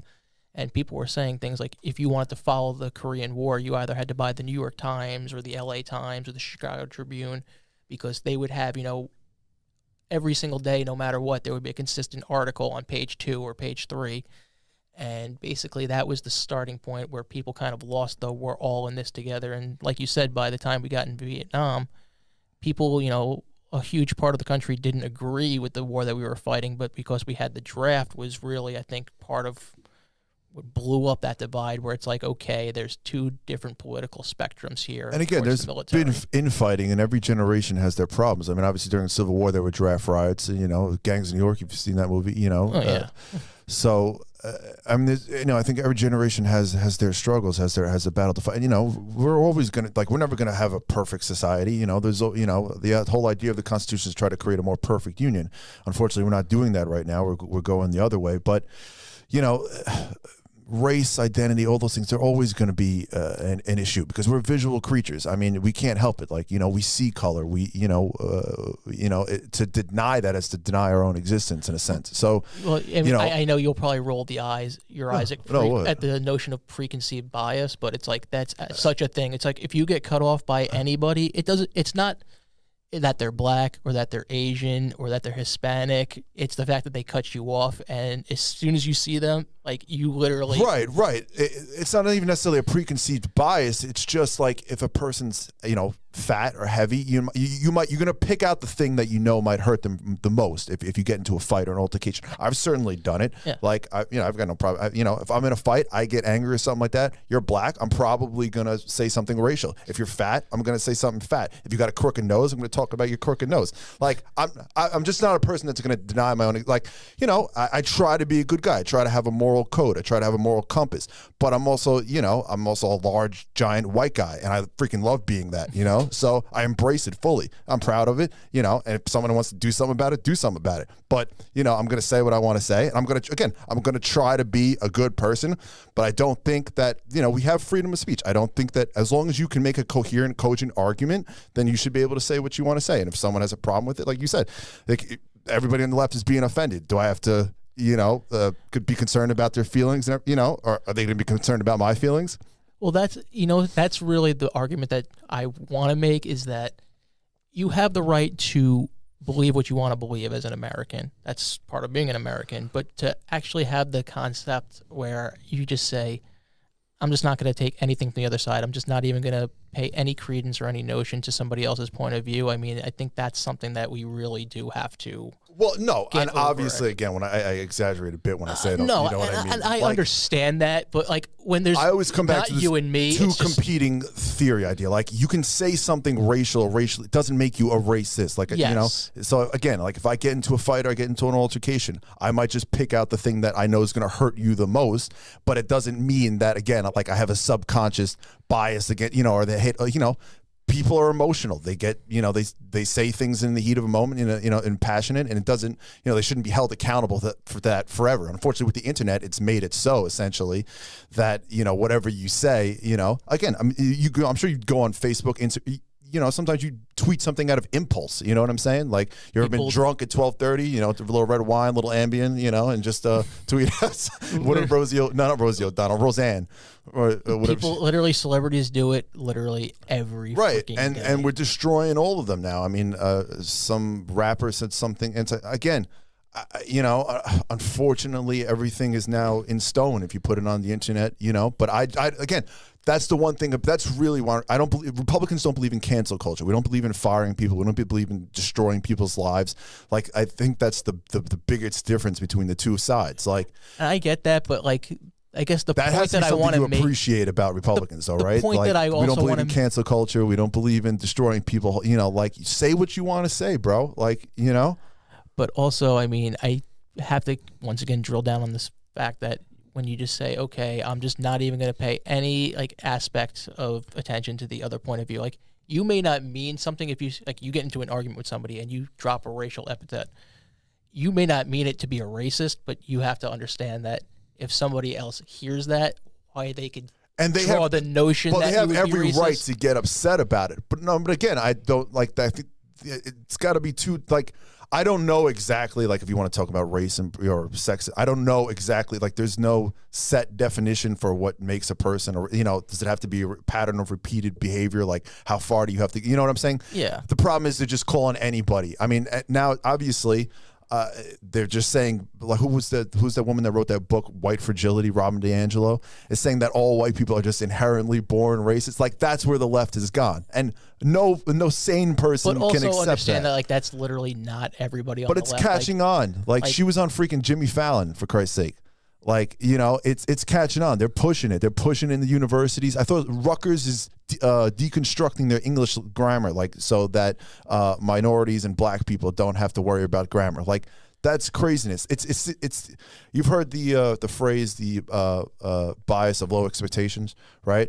Like, when you say that somebody can't they do something can't to accomplish begin- something, right. so their standards are Right, lower. so you but- drop the standards. Like, there's actually been studies that say Democrats and, you know, white people in general, like, speak less grammatically correct when they're around black people. Like, that's just crazy to me. Like, you know, like, you're not helping anybody when you do that. Like, you have to, you know, I mean, you have to set the bar high. You try to help people out as best as you can, but, you know, the expectations have to be that all men are created equal. That's what I believe. That's what it says in our Constitution. Like, that's what I go by. So the bar has to be the same for everybody. Like, you know, once you, like, the idea with the lived experience is nonsense, and trying to create a world that's perfect to every individual and every aspect, it's just impossible. There has to be a universality, and there's always going to be flaws. There's always going to be drop-offs. There's always going to be inefficiencies, but there has to be some kind of universal baseline, and that's the starting point. That's why we have laws, right? That's why we have civilization. There's just this universally accepted theory across the board that,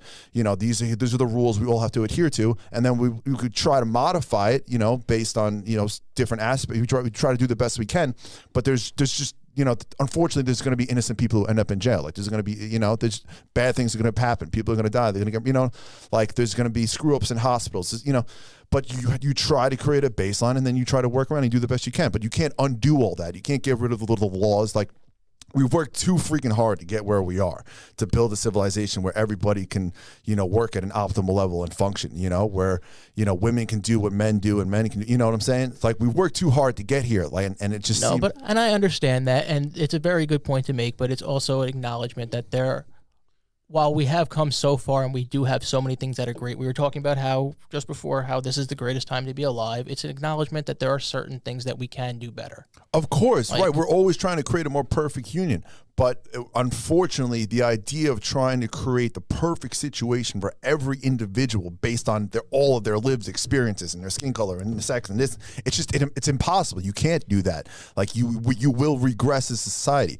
There has to be a universality, and then you try to do the best you can. But if you don't start with the notion that all men are created equal, like, if you try to, like, you know, create affirmative action, or if you try to, you know, roll back, you know, whiteness here, and then you just screw everything up. Then it's But just then not that's- going to work. Like, why do immigrants still come here? Like, are they still, like, if we're such a racist, horrible country, why did they still come? For the economic opportunity. Not just the that's why economic everyone opportunity, comes here. because of our laws too. Because Yeah. in 1776 they said all men are created equal. I wouldn't have written that in a million freaking years. I don't think I could have been that smart, that intelligent. Like, that's such an incredible foresight that it's like beyond, like, maybe I just have such a great appreciation for not just America, but the human, like, what they've accomplished. I mean, I've never built anything. I've never built structures. I don't know how to I couldn't build Stonehenge. Like, you know what I'm saying? Like, I don't know. I just have this incredible belief in humans as a society. I mean, what they're capable of is just so incredible. So, like to me, just to see the like, it looks like the destruction of it, the undoing of all of it, like as what's taken so long to get here. And I just see it's coming from one side specifically. I hate to be, it always comes. And unfortunately, we take to, politics is the world that we live in. I mean, everything's political right now, but it's coming from one side. The right has this fundamental belief in America, and I don't know how you survive or thrive as a society if you just don't have that. You have that has to be the starting off point. Like, you just have to believe that it's a great country, and then you work from there.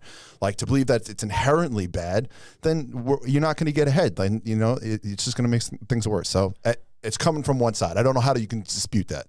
Well, basically, what you want to just say right there is that you have to have this belief that we have a fundamental belief that America as a society is great, but you have these groups of people that are saying, okay, we have this universal commonality where we're clearly in the minority, we're not getting ahead, and we don't find that the American experience is working for us, so how do we change this? And when they've been told so many times, okay, no, this isn't going to work out, how far do you compress a spring before people finally snap back? And I understand that rioting and things like that are not, a acceptable or correct answer, but to just say that, okay, this side is completely wrong, that we shouldn't have to listen to any of the arguments that they're making, that there's no legitimacy to this, that, Again, it's not that there's no legitimacy to it. It's just that, where do most black people move? Or do they want to move into the ghetto or into the urban areas, or do they want to move into white areas? They want to move out of economically depressed areas. I mean, okay, but let's just base it on color. Let's just call it what it is. A spade's a spade. They try to move into the white areas, right? They try to move into the more affluent areas because they are just factually safer, right? So it's just, again, it's they're trying to brand everything in America as racist, as overall just bad, and that all has to be undone. But of course, at the same time, look at LeBron James. They got no problem accepting millions of dollars, working for white owners, playing in the NBA created by white people, like living in America, living the American dream, loving white women. Like, they've got no problem with all those things, right? But then you don't also acknowledge the fact that he started his own school and has all these charities. Okay, once he got all that money, but he couldn't have done what he did if he didn't live in America. Oh yeah, is that agreed? I get that, but I mean, it's an argument that, and that's the fundamental point. They can't have done those things if they didn't live in America. If they lived in Europe, it probably wouldn't have happened. If they lived in China, it certainly wouldn't have happened. Well, that's exactly it. They're saying that if America has this exceptionalism, that we should be able to correct this issue to make it so that this is a better place for everyone. Right, but again. But that's the problem. What's the issue? It hasn't been systemic racism? Where is it? Like, when they get asked to point these things out nowadays, they have no evidence for it. Systemic racism, I mean, you point to the fact that you look at incarceration rates in America. I mean, blacks are 13% of the population, but they're over 50% of prison populations. I mean, they commit 50% of the violent crimes. But that's also what we were just talking about before with the crime bill in America, where essentially you had the war on drugs, which took people that were committing nonviolent drug offenses, where, yeah, they should have been locked up, but locking them in prison for 20, 25 years, I mean... Okay, but first of all, I mean, horrible things have been done to Caucasian people, too. And it's not just a justification to say that, like... That's just a flaw as people. Like, we're trying to say that... They're trying to say that one race is responsible, and that, when you say that... No, I'm not saying that one race is responsible, but... Well, that's what they're trying to say. That's what Black Lives Matter is trying to say. But you understand that Black Lives Matter is not all of Black America?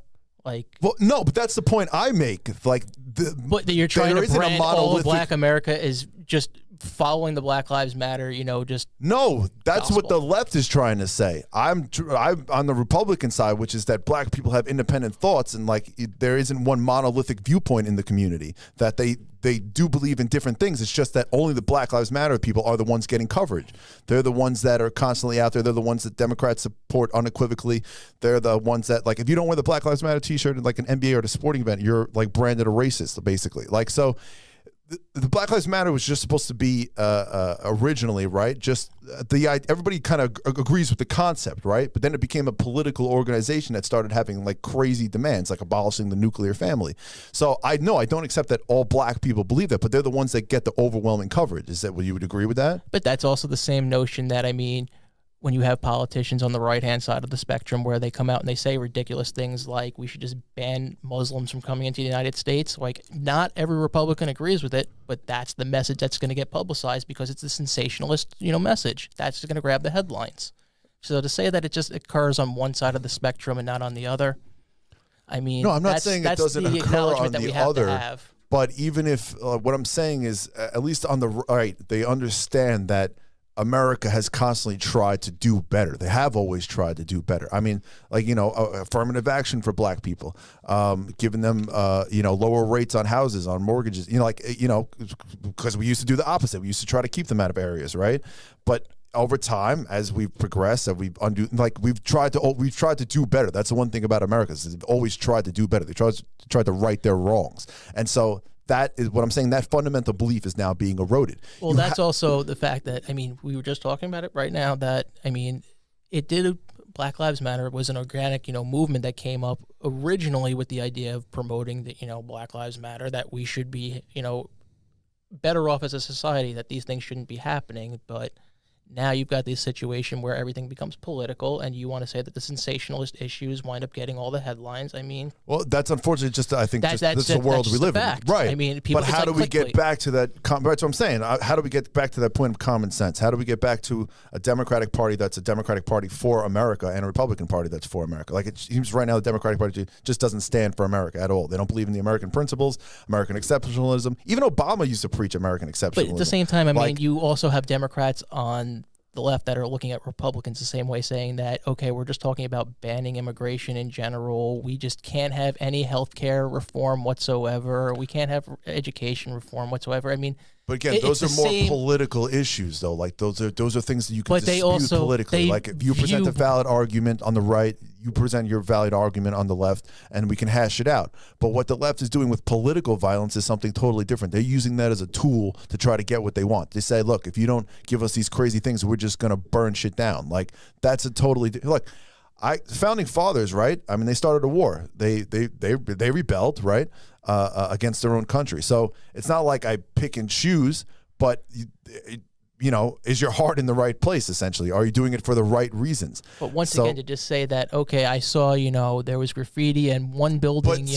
That's indicative of. I've seen a lot more than that. They've burned buildings down. They've destroyed things. But you know what? You look at the other side of the spectrum and you see just as many abuses occurring. I mean, where? What? Have you not seen tear gas being fired into crowds? Have you not seen people getting freaking beat up? They used a freaking helicopter in D.C. to try to fucking. What are the cops supposed to do? Are they not supposed to fire tear gas? How are they supposed to stop people who are blinding them with lasers, who are throwing bombs at them? Like, know what I mean? Like, how do you stop them? Yeah, but when you want to say that that's the entire protest. Should they just have batons? Yeah, we had people out here for literally 12 hours, and literally no one wound up getting hurt, but suddenly we decided one person threw a bottle, so we decided that we're going to go in and fire tear gas at people. We're going to indiscriminately target press. When you want to say there's only blame on one side of the spectrum here. It's not that there's only blame. It's just there's overwhelmingly a lot more blame on one side than the other. No, because when you look at what they're protesting against, I mean, that's where you want to just say, okay, they've got no argument. You basically can't have that point of view where it's like, okay, their point of view just doesn't exist. It doesn't matter. I mean, literally half the country has that point of view. I'm not saying it doesn't, but I'm exaggerating when I say it doesn't matter. But I get that. I'm just trying. Look, I am trying to get in place common sense. Yeah. But it's just the Democratic Party has shifted so radically, so quickly in the past few decades that. Well, all right, here's a question. What would you say is too extreme on the left? Like, what ideas or thoughts do they have that are too extreme? That are too extreme? Medicare for all, free college education. But see, I'm even willing to hear those things because to me those are political issues. Like they're monetary, they're fiscal. We could work that out. If people are living to be 80 years old, you got to have some kind of health care. Maybe I'm 60. If I'm 65, right, I want to be taken care of health. So I'm more than rational on those points. It's more the philosophy on the left, I guess, is what I'm getting at. Like. Those are political issues to me. Like, we can hash those things out. We can have reasonable argument, right? Your U.S. senator goes on the floor of the Senate. He talks about Medicare. My U.S. senator says, an opposing viewpoint. That's political to me. Those are things like you and I, we could talk. You know what I'm saying? If we knew the information, we could come to a consensus. The problem is on the left, there's like no borders, no wall, just. Let immigrants come on in, legalize all drugs. Like, they're saying this kind of crazy shit. Like, they're saying, like, all the homeless people living on the streets of all the big liberal cities. Like, what's the justification for that. You know, But once again, that's one of those things where it's like, I get how politics works, where you want to brand your opponent and say that they're for this, they're for this. When you take a look at the immigration policies that have been put forth by Democrats, they would actually severely curtail immigration coming in from a lot of these countries. It's just that you don't want, once again, sensationalist freaking topics wind up getting pushed. So flesh that out, because I didn't know that. Well, how would Democrat today, how would their immigration policies curtail immigration? They actually put forth a lot of merit-based immigration policies that basically say if you're better educated... But they've completely gone back on that now. That's what I'm saying. It's happened so... Even Obama was pushing for merit-based immigration. But in the past 4 years under Trump, it's because they hate Trump so much. But once again, that was also because they didn't like Obama, that they don't want to give him a political win. When you have merit-based immigration, that's good for the society. Dude, as a first of all, general. I just want to make in a few years, they're going to hate Obama, too, because they're going to say that he was half white. They're going to say that he was raised by white people. They already go after him because in 2008 he was against gay marriage because he wasn't a perfect progressive liberal. He still pushed American exceptionalism. You know, like I'm telling Once you, again, they're going to go after him. Just you wait. That's just woke you wait. culture, and they'll go after him. They'll But criticize it's the him, woke but, culture. I mean, That's the problem. That's the issue. Again, we could talk about Medicare, like, you know, that doesn't, 20 years But you know what? it was originally a Republican idea, the Medicare for all, the universal health care, before Hillary Clinton even presented it. So, like, yes, we've gone back on it, trying to undo Obama. I don't care enough about that. You know what I mean? I care about health care, but again, that's a political issue to me. Like, hash that out, make cogent, coherent arguments on both sides. But it's the woke. The cancel culture. It's that kind of craziness. It's the white privilege craziness. It's all that nonsense. Like, that's unproven, non-factual nonsense. That all white people you're white too. I mean, you should be offended by it. Like, once again, it's like we were saying before. And we have to come to anti-Semitism is big, right? I mean, that's the kind of like the last one. They talk about it. Barry Weiss from the New York Times. I like her. Yeah, but you know what? That's also something that I don't really see from the left side of the spectrum really at all. Well, Ilhan Omar has talked about it. You know what? She criticizes Israel, but that doesn't make her a freaking anti-Semite.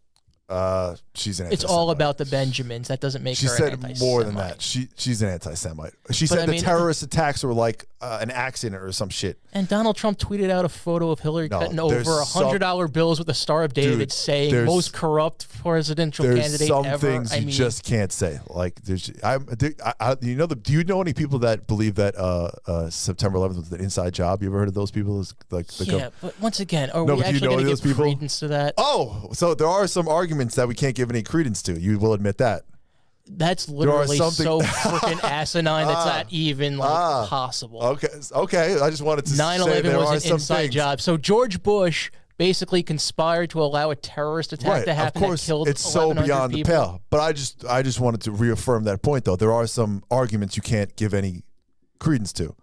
Well, there are some things that are just so crazy that, you know what I'm saying? Yeah, but your point of view is that everything on the left side of the political spectrum is just crazy. It's not everything on the left. It's just that, unfortunately, rapidly over the past few years, they have gone. It's just been such a rapid shift into crazy. I get that you want to say that, like, they've moved a lot of their principles, but at the same time, Republicans have too. I mean, the Tea Party they haven't just moved them; they've abandoned them. That's the argument. Same thing with the Republicans, though. I mean, the Tea Party came in because they preached, we have to balance the budget, and now we're freaking blowing the budget out of the roof. That's absolutely a serious problem. But could you imagine if Donald Trump tried to actually slash the budget?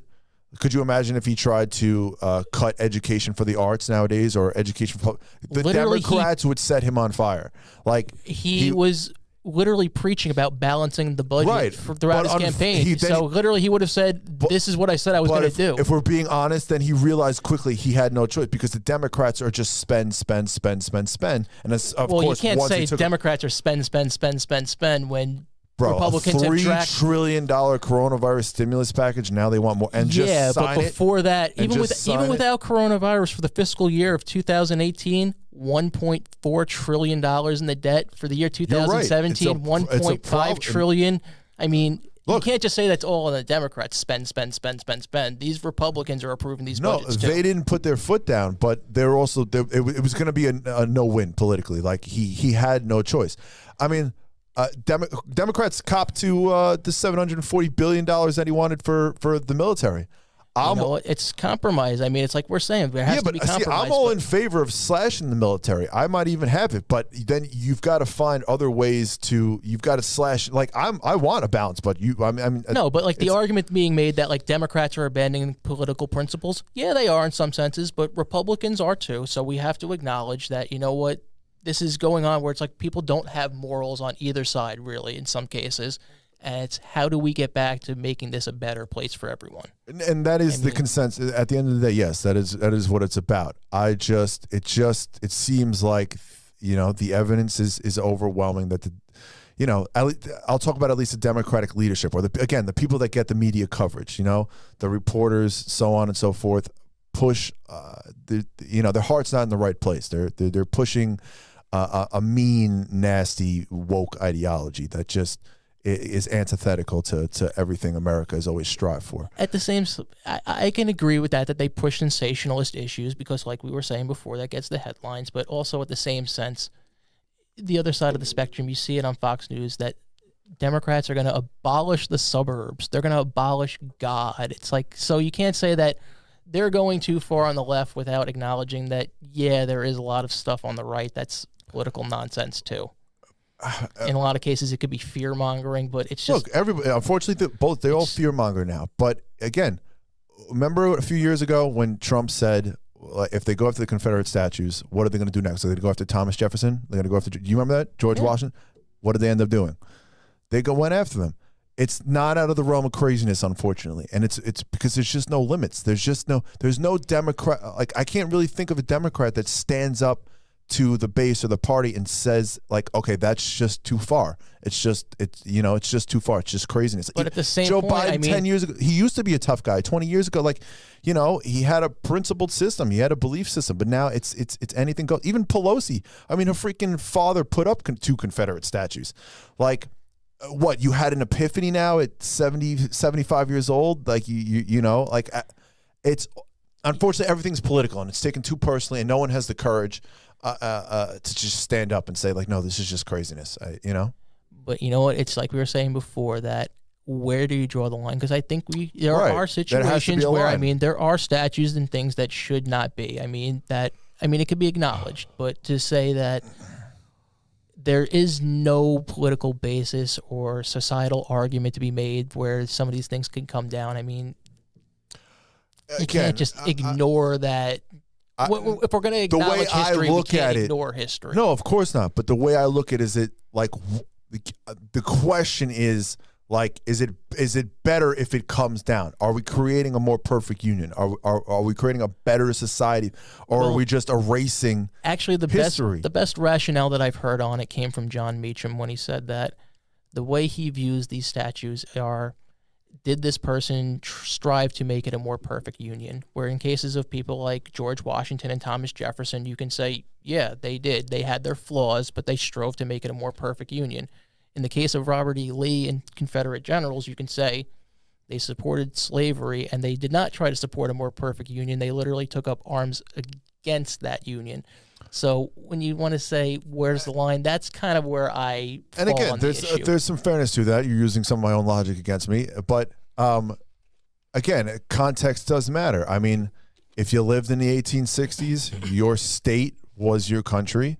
Again, but you will make a distinction between a Robert E. Lee, right, and maybe a Jeb Stuart, or another general that was far more pro-Confederacy or far more racist, for lack of a better term. Like, there still has to be distinctions even within the Confederacy, the same way we make distinctions between people who are in the Union or in America, right? Yeah. There still has to be distinctions made.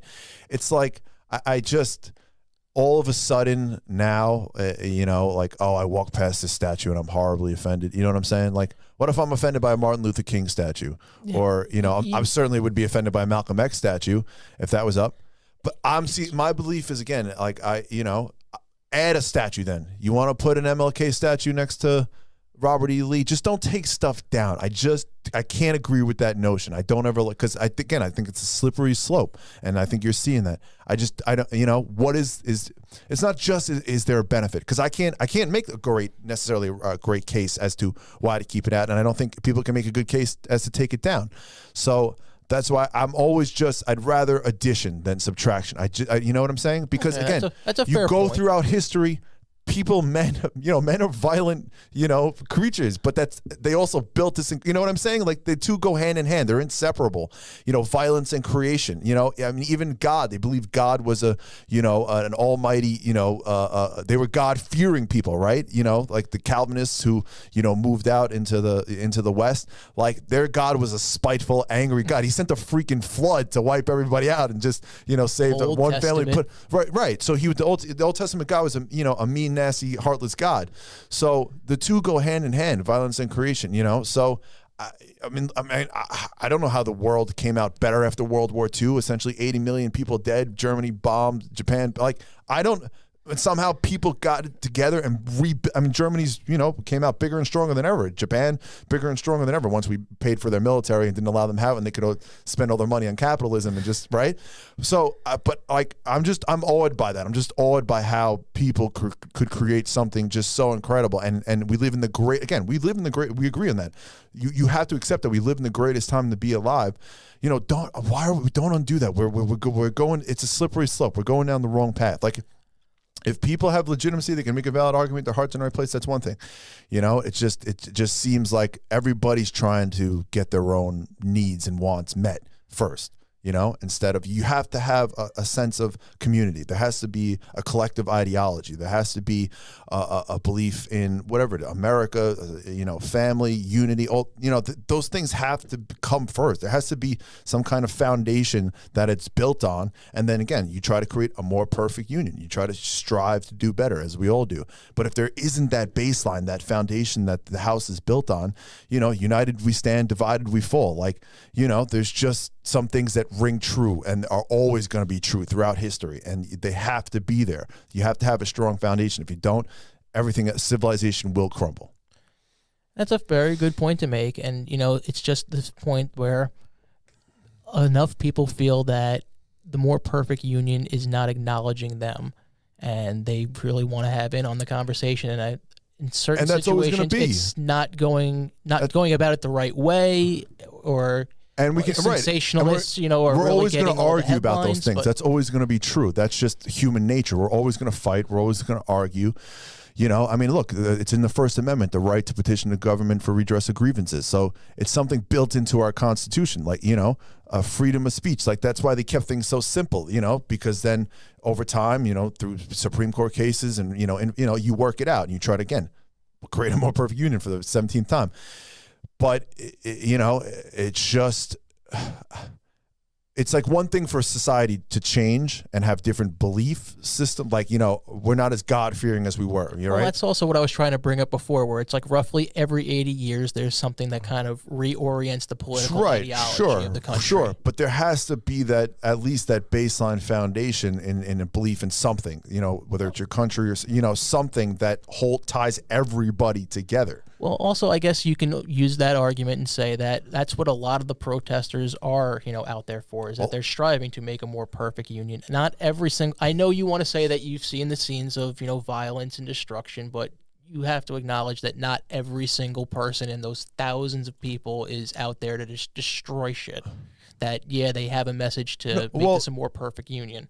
Well, I don't believe they're trying to make it more perfect. First of all, why are they overwhelmingly Caucasian? Because they're so upset. Well, you don't agree with their racism. Political philosophy, but I mean the idea that they're out here trying to kill America. I mean, well, that's what they say. I'm going by what they say. But that's also what we're just talking about. The sensationalists get the headlines, but not everybody that's in those thousands. All right, so let me ask you a question. You agree with them? First off, you kind of agree with their philosophy. How come you're not out there protesting? Is there a better way? Is there a different way to go? Are you not as upset? Are you not a good a person as they are? Like, how come you're not out there? Two reasons. One, because I believe that the best way for political change to come about is through voting and contributing money. And two, because I've actually, when I saw these protests going on, said to myself, do these fucking people not know that there's a coronavirus outbreak? Like, like there's a coronavirus that's a outbreak. common sense approach. Like, And that's what I'm trying to get back to. You know, that's a very reasonable, common sense approach. You know, you like I agreed with a lot of the protests that were going on, but I remember watching it going like, do they not know that there's a coronavirus outbreak? right. And so that again, so there's a better way to go. And I'm not even one that says violence is never an answer. Like, you know, like if someone gets in your face, you know, you got everyone. Sometimes they need to be punched in the mouth. Right. Yeah, And again, the founding fathers went to war. The Confederacy felt that they were being strangled. They went, you know, so it's not that, you know, it's human nature to, but you know, you have, would you say that the Nazis were right in what they did? You know, right. So we do draw distinctions, right? Yeah. You know, so it's just how do we decide whose reasons are right and whose reasons are wrong? I mean, Stalin would have said his reasons are right, Mussolini would have said his reasons are right, Hitler would have said his reasons are right. Well, but we know right from wrong. Yeah, just like I said, though. I mean, how do we discern, you know, which side is right? I mean, right. You go to the voting booth and you vote for, you know, whichever side of the spectrum that you're on. Right. Whoever gets more votes, I mean, that's the way that the pendulum's going to swing. So so there is a better way that, you know, and again. You know, we have to have some sort of consensus. Way, and you know that I agree with you that, you know, there is destruction and, you know, vandalism that should not take place, and that, you know, some of this stuff is not the best way to go about it. That there are better ways, but, you know, to just say that the baseline motivation that, you know, is driving all of this is just nonsensical. I mean, that's where I say you kind of have to accept, you know, there's another political point of view or another spectrum that has to be acknowledged. No, and of course, and I agree with that. It's just that, again, I look at their actions, I look at what they say, and, you know, I mean, again, Black Lives Matter says that they're a Marxist organization and they want to abolish. I'm going to take them at their word. You know, Hillary Clinton said it. During one of the debates, like, at some point you got to take Trump at his word. If he says it, you know, then maybe he means it. So, you know. Well, I mean, that could also swing in a bad direction for him, sure, too. I mean, but you can't pick and choose. You got to, I mean, we all have to have some kind of a consensus. There has to be some kind of, you know, if we don't agree on anything, then we're screwed. Yeah. You know what I'm saying? And again, we're such a diverse population that it's, you know, you know, is it going to be more of a struggle? It's possible. It's possible things get worse. Yeah. You know, as everybody kind of looks out for them. You know, you see the rise of, you know, Asians are pushing more for Asian privileges. Blacks are pushing for. You see that it's on the rise. Yeah. And I get it. You know, in some sense. You know, like, who doesn't want better for themselves and their people and their. You know, it's always been part of our history. You know, the Romans wanted what was best for them, and you know, they believed they were superior, and the Brits wanted what was, you know. So I just don't believe in denying any of that. Like, you know what I'm saying? Race is a real, you know. It exists. It's a thing. And right.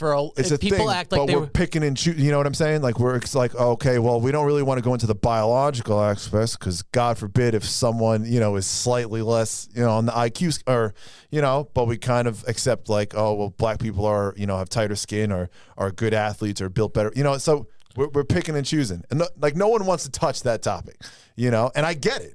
And I get it because, again, it's a slippery slope. So, but unfortunately, you've seen the switch. Like, if you go back 10 years, Democrats were very much equality, everyone the same.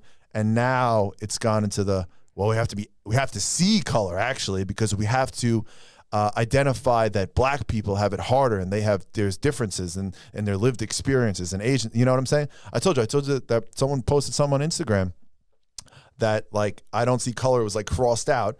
And then it was like actually a black girl with like a Black Lives Matter shirt put up in front of, you know, with like a white person, the Asian and the Hispanic behind them. So we've moved from this post-racial equality belief into, you know, again, it's cyclical, you know, it's come back around. It's just on the other side now. Well, I mean, you want to make the argument that essentially they're trying to, like. Good. All right. You got to wrap things. You see, this is what politics does. We just speed through. Like, we speed through everything. I mean, yeah. We don't really know what we're talking about. I love when Joe Rogan's like, I'm an idiot. I don't know what I'm saying anyway. You know what? We say that we don't know what we're talking about, but I think we know what it is. Yeah. George Washington's best trait was that he was smart enough to know that he didn't know. Exactly. He was a man that relinquished power, you know, didn't take it for himself. So we'll end on that note. All right. It's a pleasure talking to you. It's been good having you back. Yeah, man. Got to do this again sometime. All right.